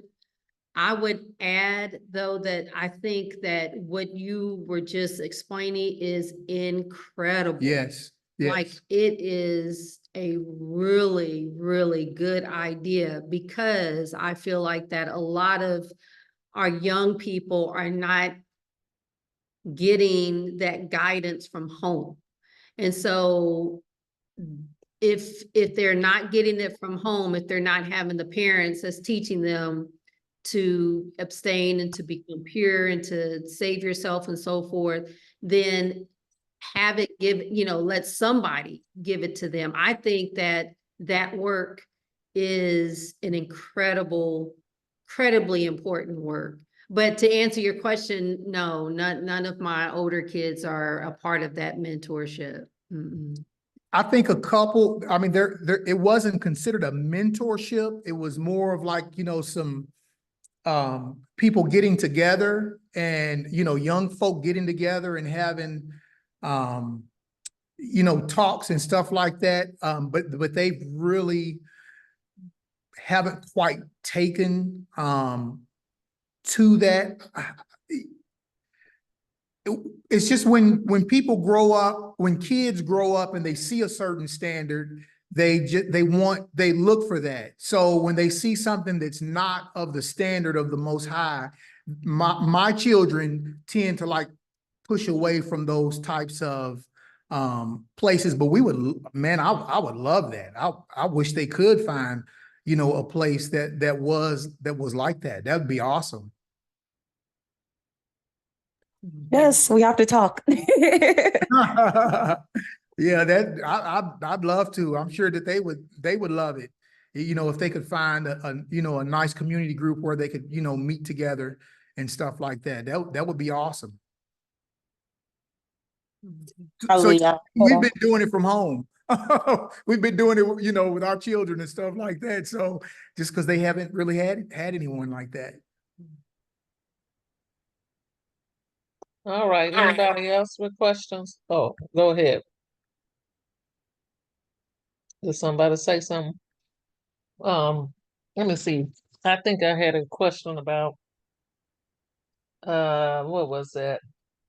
Okay, you said something in your speech about they need to seek wise counsel. Um, are you meaning like among the other parents or just among other people in the faith as for seeking wise counsel? Can you elaborate again on that a little bit more? Sure, yeah. Again, like I was saying, I went to my parents and told them that I was getting married. Mhm. I told them I was getting married. You know, I didn't receive counsel. I didn't go and get counsel, nor was I trained to even do that. I just did what I saw everybody else doing. And so that's what I did. And, you know, had we gotten counseling before we got married, and we were so darn close though, I don't know. But it wasn't trained into us to do that. And so now we actually counsel our children on that, Mhm. you know, on the things that they do. Listen, I would have never went to talk to my parents about some of the things that I was doing. Yeah, some of the things they come and talk to us about. Oh yeah, yeah. What we talk to our children about, you know, we of course we could say both of us, we had great parents. They took care of us. You know, they wanted us to have more than they had. But, you know, again, when you begin to really understand what the Most High is asking of you, you know, we didn't receive that kind of instruction, that kind of counseling.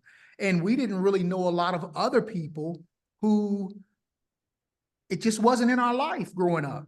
We didn't know to go get counseling. But now I have friends that my children, when they have situations that are going on, they'll go and ask some of my other elder friends. You know, they'll talk to them.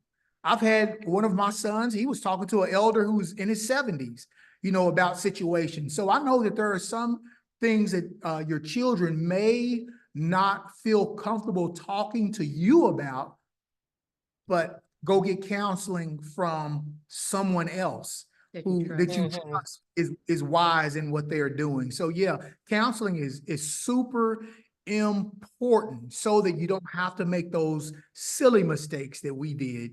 And a lot Right. of our mistakes was ignorance. You know, we really just did what we wanted to do and didn't know that there was a better way to do it. Well, let me ask you this. Thank you, Vernon and Sua, and I think some other people join in.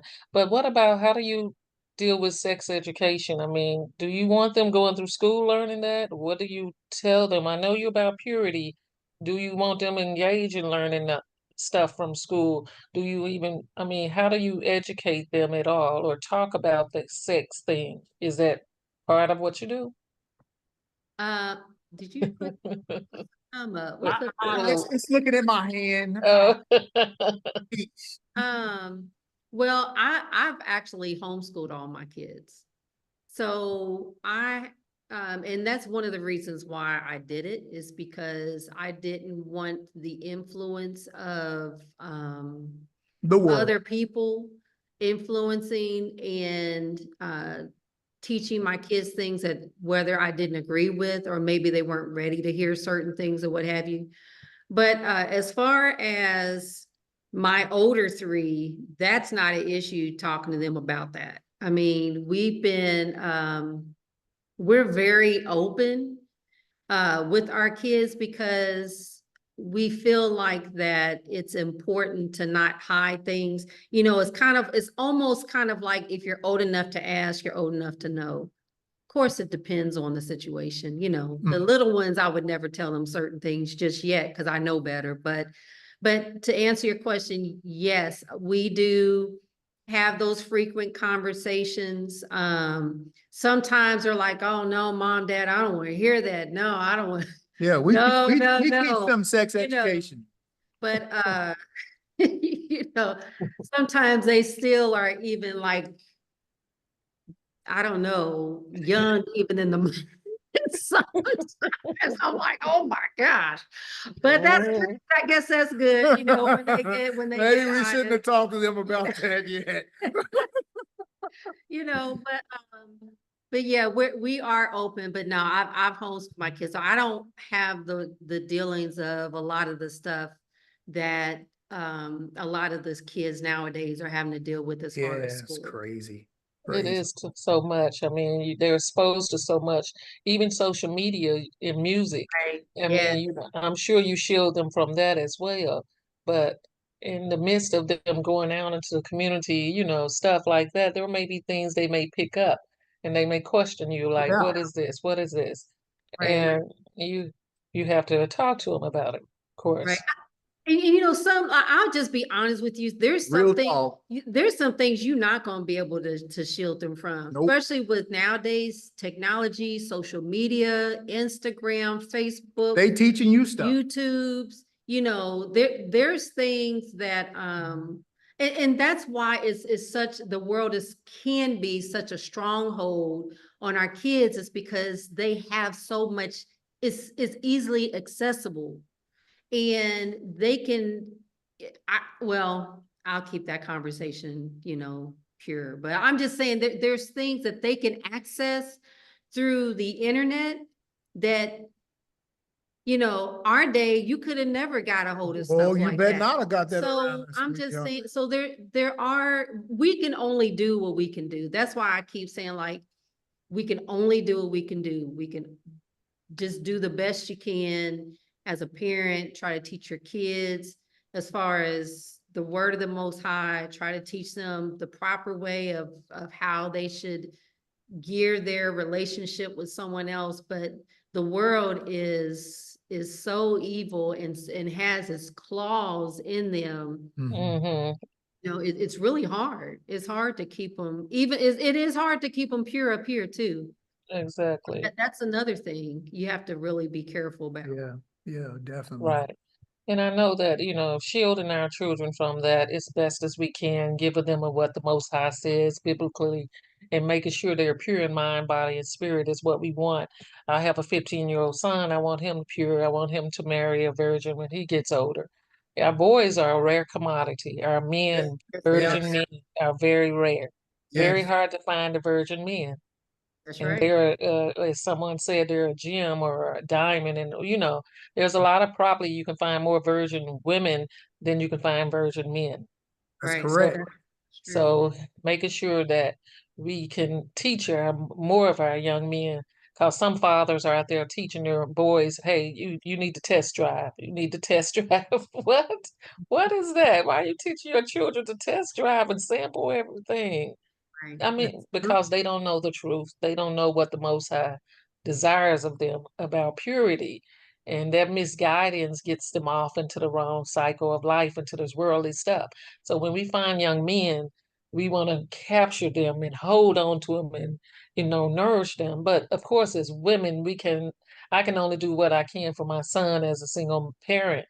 But I do want him to model after other elders and other men that can also instill in him about what purity means. Right. So I, have him with a mentor. So the mentor can help him out to know what purity of his body and what that means, and how to teach him to find a woman in the future. What that means. How do you discern if that woman, that girl, is a woman of God, of woman of the Most High? What do you look for? So his mentor have to teach him that. But anyways, my thing was just saying that yes, getting our boys is very important. And you have how many boys? You said you had three or four of them. Ooh, yeah, I that's know. important. I have That's three, I understand. Oh boy. yeah. And I What's that, just got an Vernon? 18-year-old. So I just got an 18-year-old now. 18, 17, and 12. Ooh, So yeah, whoa. I understand you. 18. Yeah, Teaching them about purity too, and there's so much out there, Vernon, that that they're already glued to, and they want to fit in with the world. They want to do what their peers are doing. But Yeah, that self-control is like, who are you gonna follow? Are you gonna follow man's way, or are you gonna follow Yah's way? Which one? yeah. So But they've seen my way in a few relationships. I hated that they seen it, but I'm kind of glad that they did, so they would know what not to do. Like I said, what type of woman to choose and everything. So it's kind of in their head right now. So they making better choices. Because my son actually stopped messing with his girlfriend because she wouldn't Bible study with him. So I was like, okay, we're making good choices. So we're gonna see as it goes on now. Mhm. Wow. Mm-hmm. Keep planting the Yes. book and show them by example too, and we'll just see where it goes. Right. Yeah, and how long have you been in the truth, Vernon? How long? 3 years, 3 years. Okay, Yeah, great. it was right Congratulations. there while I was going through it all. So they got to see the change from when I was there to where I am now. Good. And I see that they taking it in a little bit by some of the choices that they make. But I got the 18-year-old, and we're gonna see where he goes at from here. Yes, yes. That's important. I mean, for our boys and our girls too, you know. Yes. Hey there, Miss Janet. How you doing? We just was talking about, our children, making sure our children are in the truth. Oh, And shalom. Hey, Shalom. Hey, yeah. S- Anybody else have any questions that they want to ask, regarding courtship? I mean, I know my focus is courtship for the young people, and I know Obadiah as well, because she's doing her, purity thing for teenagers. But I wanted to, figure out how to approach, parents, how to get a group of young people together and get them into something, either a physical setting or a virtual setting like this. And I want them to start meeting and talking. But of course, there's a lot of things I will have to, be mindful of if the parents and if they'll be willing to allow their children to come to something like this. And it's just getting the permission, getting their permission to do it and making it happen. But I want it to be something that we can start teaching more of our young people what the truth is, and trying to steer them in a better light. That's all. So, Good. anybody else with any other questions? Um, Let me see, was there anything in the chat? Janet, did you want to talk about, what your experience with courtship is? And since you just got on, would you like to mention anything about who you are and what your belief about courtship is and how you think it's important? Did you want to say something? Hello, I'm Sister Janet. As far as courtship, I've been asked questions as well, so I think I'm gonna do something on that maybe the first day of the week. Asked about courtship in the Bible. How is it? How does Yah want us to be?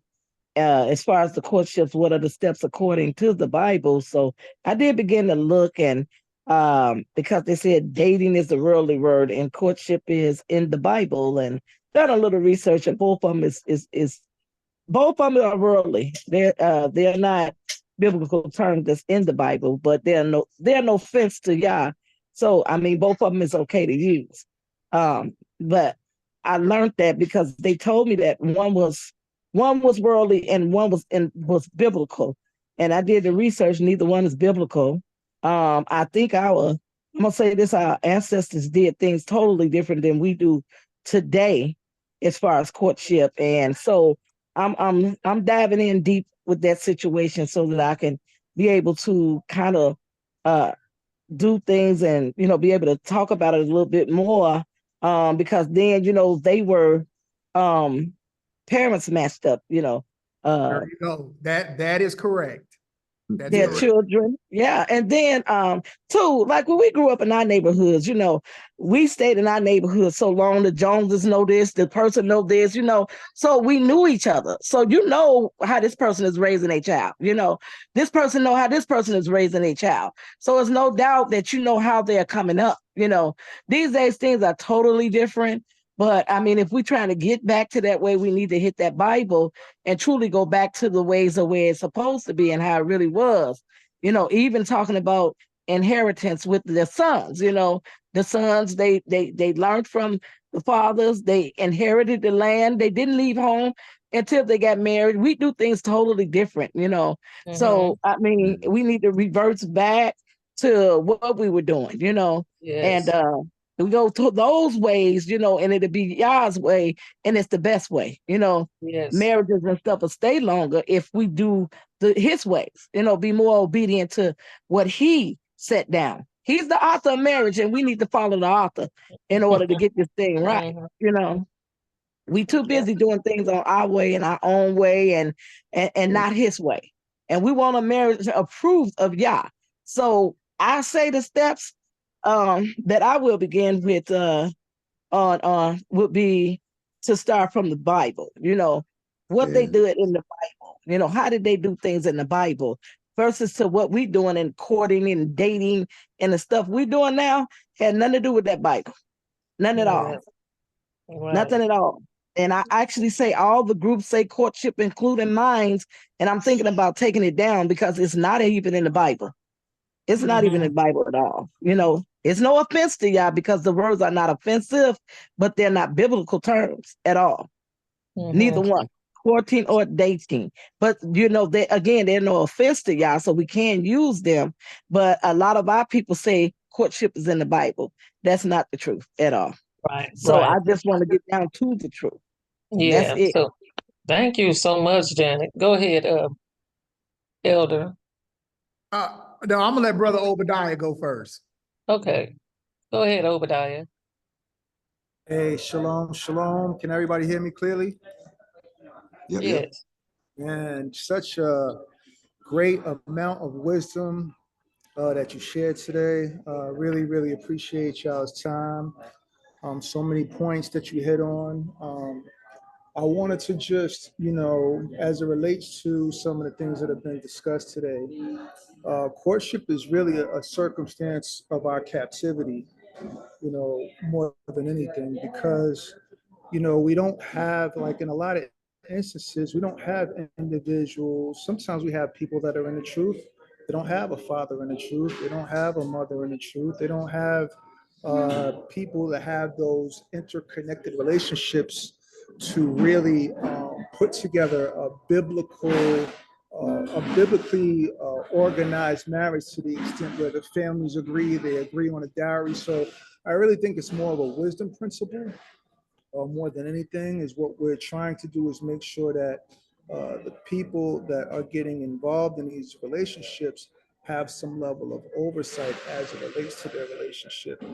So that being said, I did want to inquire with the elder as it relates to where do you think chaperones would be needed or beneficial as it relates to a courtship situation. And I think, your your your situation, elder, is one type of it's one type of dynamic where you have children that are growing up in your house and in the truth. But then we have another dynamic where there are people that are in the truth.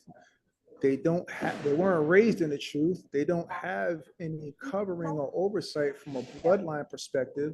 So what we make our best attempt to do as ministries is have relationships amongst the elders where these things can be discussed to make sure that the people that are going into these situations are protected from a spiritual aspect.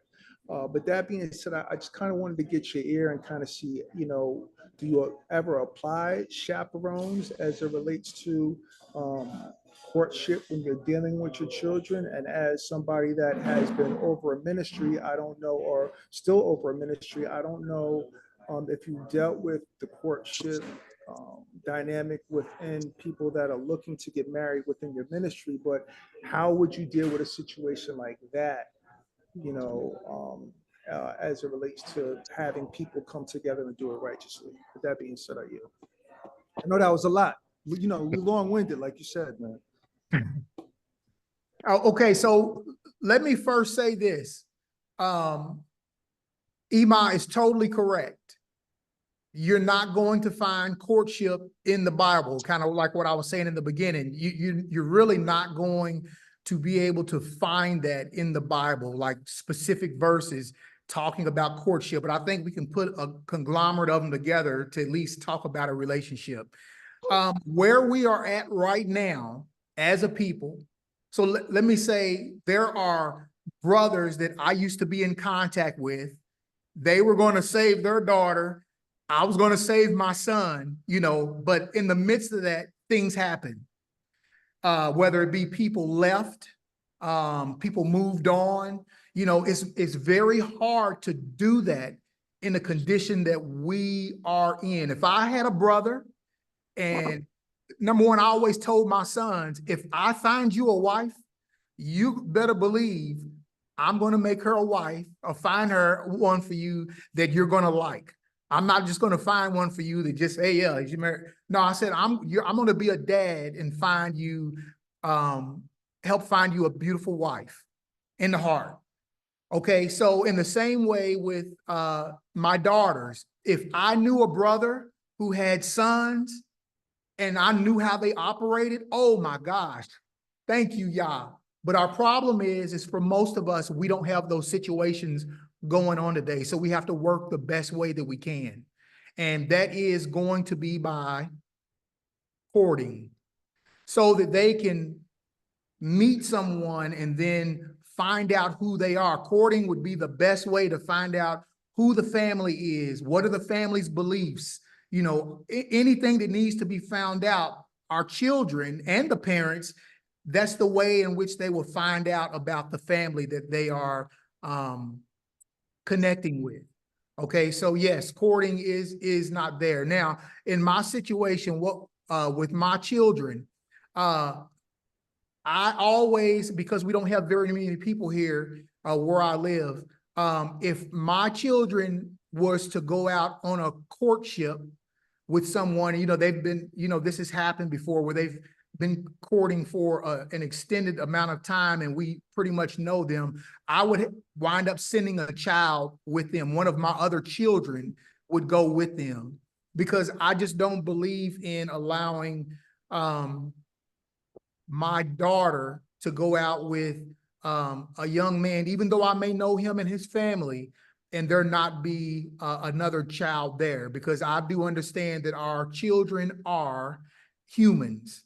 They still have those emotional responses. They still have those physical responses. And I think it would be very wise to have someone with them. And I'll be honest with you, 30 years old, you should definitely take somebody with you. Like I was saying earlier, have someone with you, take another couple with you, a married couple with you during those times, because you just don't want Satan to get a foothold and get in there. And then you are involved in secret sin together.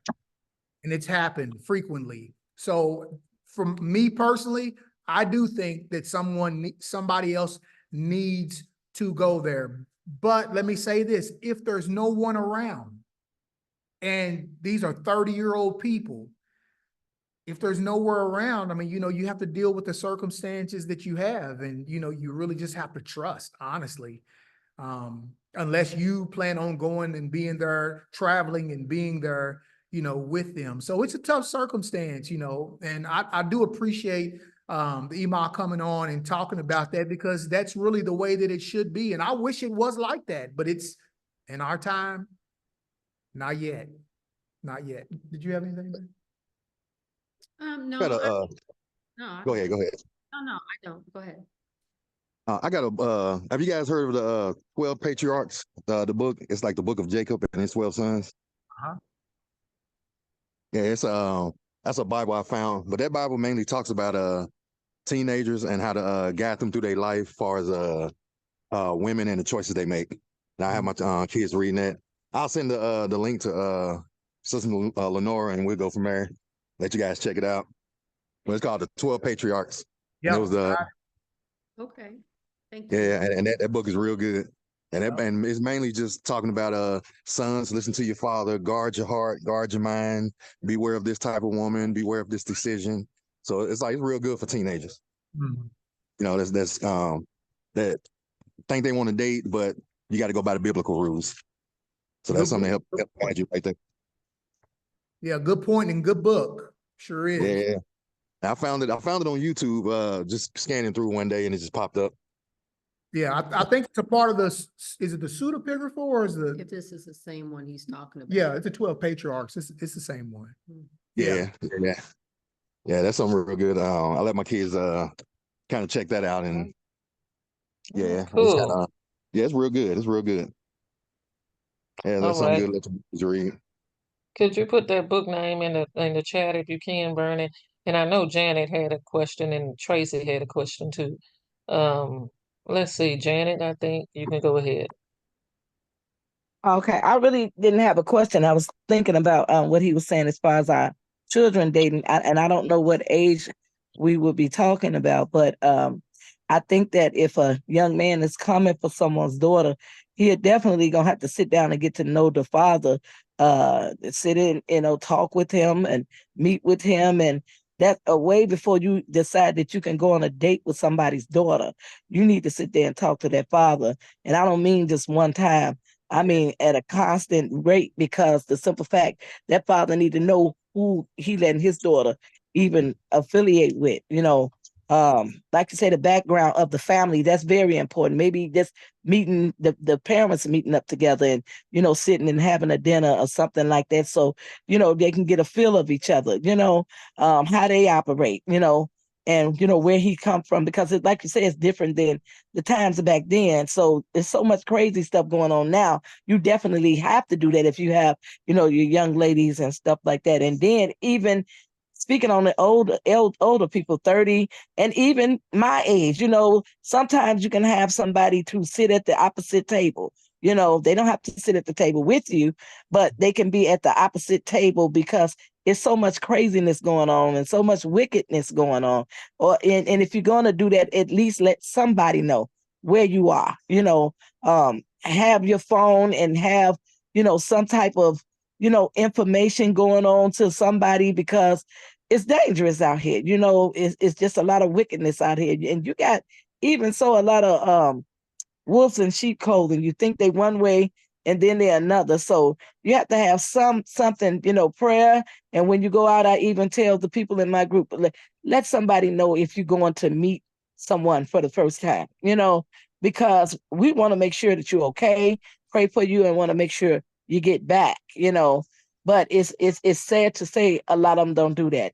And a lot of the guys that tell them don't tell who you're talking to, and in the group I run, sometimes they say, well, don't let her know that, we're talking and things like that. And I say, well, that's up to you. But I'm telling you, it's better to be safe, because if something happened and then the police or anything and you're dating out of my group, then I don't have no information to give them. It is very important to be careful and try to be prayerful and wise in these times of dating. And that's with children and adults. And I yield. Yeah, man. That's Sister, can I say something? Tracy. I think it was Tracy. Okay. Let her go ahead and respond. I was just gonna say, I completely agree with you, Sister Janet. 100%. I just want to say that, I don't know if you were, when we were talking, we have 2 girls and 4 boys. My oldest daughter's 21 and I have 2 older boys, and I can guarantee you that we're not going to have, our family will never have another young man or a young woman to come into our house unless we know them. We're going to know their family. We're going to know as much as we can about them, what their belief is. Yeah. Our older Yeah. kids, and we instilled in them, and I totally agree with you about this. Our older kids, we have one son that's not in our house, but everybody else, we say, you know what?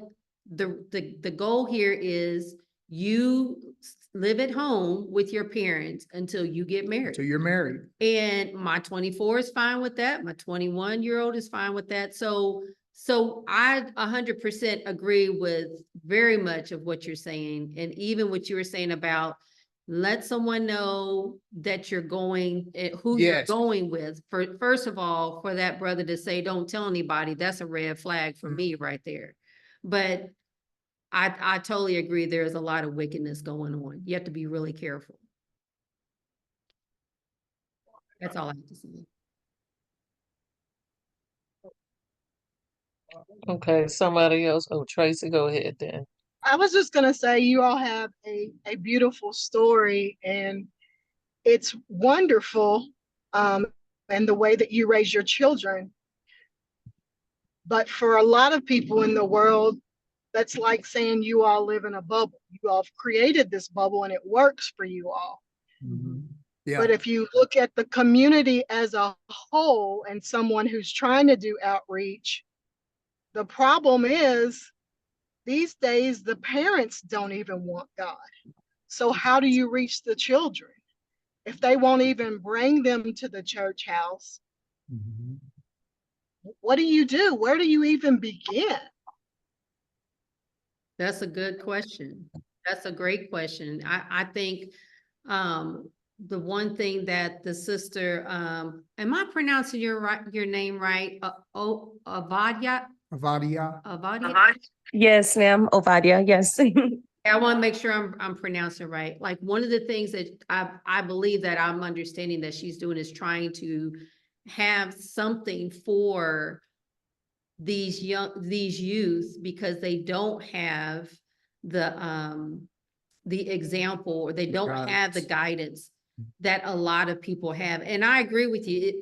What we do works for us, what someone else does may work for someone else. And I do agree with you that a lot of the people in our community do not have that, the background and that type of thing. And so that is a very tough question. That's very hard. I don't even know if I have an answer, a complete answer for No, that. there is no answer for that one. I mean, the only way that you can really reach those children whose parents are not involved is for you to mentor them yourself. I hate to say it like that. I don't know if the parent, but you have to even get permission from the parent to be able to do that. So on the outskirts, you have to be the example. We have to be the example for for the kids to at least see an example. So, but you're dealing with other people's children. If the mother and father isn't doing it, they see how mother and father are doing, but listen, this is why we protect our children. I mean, this is why we have to teach and train our children in the right way to go. And yes, doing that looks weird to the world. I mean, people will say you're in a cult, or people will say you guys again are in a bubble, and it does appear and it feels that way. But it why should it feel that way to me when I'm only trying to do what my father says? When I'm trying to do what my father says, religion even looks at what I do as crazy, but it's right there in the Bible. So, that's going to be the issue that we have. So, boy, you just That's got a to be good question. obedient. Just have to be obedient. That's right, because I know, like I mentioned, we're trying to do that, and it's involved reaching the parents, but to get permission, but we'll just do the best we can. I mean, if we can reach the children, if they're interested, then let the parents know, hey, would you sign your child off to do this, to participate in? Mm. Parents will say yes, perhaps, yeah, just to get the child away from the house. Like, okay, sure, how long do you need them? Go ahead, sign them, I don't care. But then it requires, if we have something, I guess Obadiah probably can attest to this, there may be something in the clause that says we're trying to model behaviors of purity and explain to the child what that means. Would you kind of assist or help the child understand at home? And the parent may be like, I don't know about that. They may not be living their life like that. So, but if they can say, yes, I'll just help him with his homework and I'll do that. Sure, no problem. I'll help her with that. That's a little bit of a involvement from the parent. Even that little bit helps. I help with the homework. I show up for the ceremonies. Sure, that's a way to get them in, and maybe from that, those little bit of things would draw the parent into their purity. So let me let Obadiah say something, and go ahead, Obadiah. No, just briefly, sis. I do like what the sister was asking. I think for one, with you two, I love the bubbles, that you guys are in. Father bless and will, I'm raising my family the same way. 4 children, homeschooled, teaching them according to the ways of the Father. That is what sets you apart in this world. And thank the Father for it, right? Thank God for it, because if not, then it's just setting them up to fall down the same traps that's out there that everyone else has already fell down or either stepping forward to fall down. When it comes to working with children, it's the school system. I'm a teacher, it's incentives for the parent to indoctrinate, just to keep it honest and keep it real. So you don't want to be with your kids. You don't want to rear your kids. You don't want your kids around you. This is the incentive. So because you don't want them around you, we will give the opportunity for them to be here. They're going to be here 8 hours a day in school. We're going to give an incentive for them to stay here after school, right, etc. So by the time you get them home, they're pretty much going to shower and go to bed, and you're going to send them right back. And it pays off because the indoctrination that we want to give them, we'll go ahead and have enough time to do so because they'll be trained enough by us more than you. And this is no different. I'm an ML specialist, so I work with a lot of refugee families and things like that. A lot of churches and things like, they offer food or they're offering clothes or they're teaching English. This is a form of ministry where they open it up. So families who are in need, they say to the parents, we'll provide food, we'll provide this sort of class to help you out. And in lieu, we'll go ahead and come pick the children up so that they can come and start learning Bible studies. This is a part of it. And the parents agree. So if those sorts of ways, when you're reaching parents that are not necessarily believers, and when I say believers in the sense of being biblical based, these are things that I've seen that are done. Now, as far as with the class that I do, just because I think we talked about maybe our last time we met, I do believe knowing your audience is important. I do believe that. The class that I was doing was more so centered for mothers and daughters, because that is the primary teacher. The mother is the primary teacher for because I work with girls. She's going to learn 10 times more from her mother. That example that she's watching on a daily basis, that mindset, what's acceptable, what's not acceptable, that's going to come more from her mother than from me. It doesn't mean that we can't be role models, and it doesn't mean that we can't shine light and be an example, but the influence is heavy there. But from my experience with it, parents will agree, some will agree until certain things, what's biblical does not line up with their lifestyle. And if it becomes that it's more of when it becomes conflicting, then issues will arise. And this is where it becomes a problem. So I know for me personally, just for the type of class, for a portion of it, for some of the girls that we do it for a portion of it, if parents don't agree and we meet with the parents beforehand, we talk about everything that we're going to talk about, because some will say, no, this is perfect. I want my girl to be pure. I want, just that. Not necessarily so much of the biblical aspect of it, but then it's hard because it's not really a separation. So if parents do not agree to, with the whole layout and things of that nature, 9 times out of 10, from my experience, it just doesn't work. It doesn't work when you're dealing with girls, children up under a certain age. It just doesn't, because the parents begin to have an issue with it. I don't necessarily feel like she needs to be modest. I feel like, I don't want her to necessarily whore around, but I don't see anything wrong with her having a couple of, BFs. My girls are in Ayers Reach, so I don't want to say that word, but you guys know what I'm talking about when I say BF, or for the boys, GFs. And so if that's not really for my class, that's not the concept. That's not what we teach, because that's not biblical. And so you're going to have an issue. You're going to have where it becomes, I'm only more so talking to the concept of what's pleasing to the parents. And it won't work that way from my experience. So I think knowing your audience, if you're speaking with a non-believing group, we talked about before, you're not giving meat. That's a milk situation, you're, building up from what can be consumed, what can actually be taken in.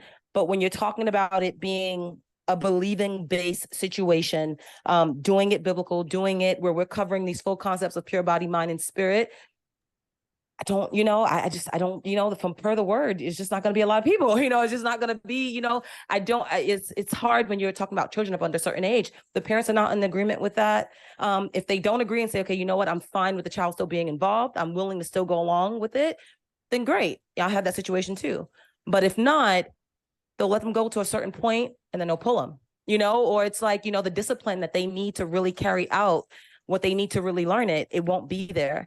So I think being upfront is important. You know, if it is that you want to do mentorship and just shine light, that has been hugely, influential and beneficial. Have things that are going on and where you're teaching these concepts. I was a part of a abstinence program as a child that was art based. That's just how they did the program. It was an abstinence program, but they did it through the arts. So you can always do it, and you can always reach, to reach anyone, to have things that they can go to and that they can be involved and things that they can be involved with. But when you bring in strictly, when you're going directly from the word, I think, it's prayer and asking the Father who it is that you are meant to deal with within that area. Because if the parents are not on board, you are very limited on where you can go with that. Hopefully that makes some sense. Okay. Good info. Thank you. Yes, we're going to have to depart here in a second. Our younger kids are home now.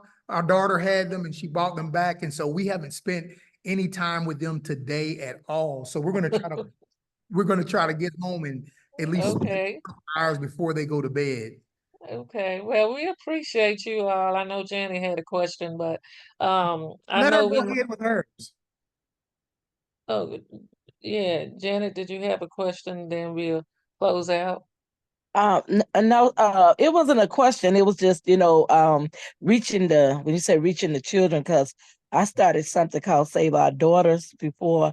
And I do agree with what she's saying. If their parents is into the worldly, I've had the experience where they were learning what we were learning. They let them come every weekend with us and everything. And once they got home, they was like, oh, they in a cult. No, we don't want them going back there. And, so it's very hard for the kids, even though the kids was enjoying and learning about Yah, and they was really enjoying it. But after a while, the parents started to, okay, well, what kind of stuff is this? Is this a cult? So it is very hard if they're not into the truth. But one thing that I do notice, that if you have some younger youth, you can use the youth to get to the youth that's already into the truth, and they tend to listen to each other, so to speak. So that is one way of reaching out to the youth with the youth, using the youth that's already into the truth to step out with you, and sometimes girls talk to girls, and little guys talk to little guys, and okay, well, yeah, you there, I'll go there with you, so sometimes just try using our youth that's already in the truth, telling them about the programs or whatever that you are having. Try using the youth that's into the truth to help the situation, because sometimes it takes a child to get another child, and sometimes they shy away from the adults. But if you have a child that's into the truth, take the child that's into the truth with you and introduce them, and so, that's just a suggestion I wanted to put out there, because teens work well with teens, children work well with children. So I think that's just a way of maybe getting to some of them. Not yet. Yes. Awesome. Thank you, Janet. Thank you. That is a good way. I know that we have a lot, a great input, a lot of amazing sharing of information that you all presented. And we just love your wisdom, Elder Logan and Sister Yvonne. We really do thank you for this. It's been amazing, and we all learned a lot. We really appreciate you. And we do want to hear from you again if you're willing to. We would like for you to share some more information, because this is an important topic, and we want to build on this. We want to go back to the basics. We need to get our community back to the basics. We want to do this so much. So we would like to have you all join again. And I'll talk with you all about that. So I guess that's all for now. And then I know that I have some team leaders. We're going to talk in the chat later on about this. But would anyone want to close out with a prayer, and then we can exit out? I'll close since I'm here. Okay, go ahead. Hey, and let me say that this is Mhm. how we run our house. So we don't want people to think this is how you have to run yours. This is just what works for us, what we found through the scripture. So we don't want anybody to think that we're telling you this is what you got to do or it's not going to work. No, this is what works for us. So, and we're always open to learning. Praise the Most High. Let's pray. Our Father, we thank you so much this evening just for this time of coming together. Father, time to be together with believers, time to be together and discuss issues that are going on in our lives. Father, we are all having the same things kind of going on. Father, we see the wickedness in the world, but we know that you are so much greater. Father, we know that your power is so much greater than the wicked. And all you are doing is listening to your sheep, watching to see if your sheep are going to follow. And Father, I believe that most of us who are on here, if not all of us, we want to follow you, what your word says. Father, the culture of the Bible, we want to learn and we want to follow and we want to be an example of it, Master. Just show us, open our eyes, Father, to the things that we are missing. Master, for those of us who have children who are trying to guide our children in the right way, Father, those mistakes that we are making, please show us the correct one. We don't want to do something that's against you, and we don't want to do anything that's against our children, that's misleading them or that's hurting them. So, Father, give us wisdom, give us understanding, Father, just so that we can do what is right before you. We thank you for your Torah. We thank you for your commandments that you give us that leads us, Father. We thank you for Messiah, for dying upon that tree for us, Master. We appreciate what he has given us, his blood for the salvation he's provided for us, Master. So I pray that you see, Master, we take nothing for granted. We just want to be the best servants that we know how. Father, we want to get all of our children into the kingdom and take many more with us.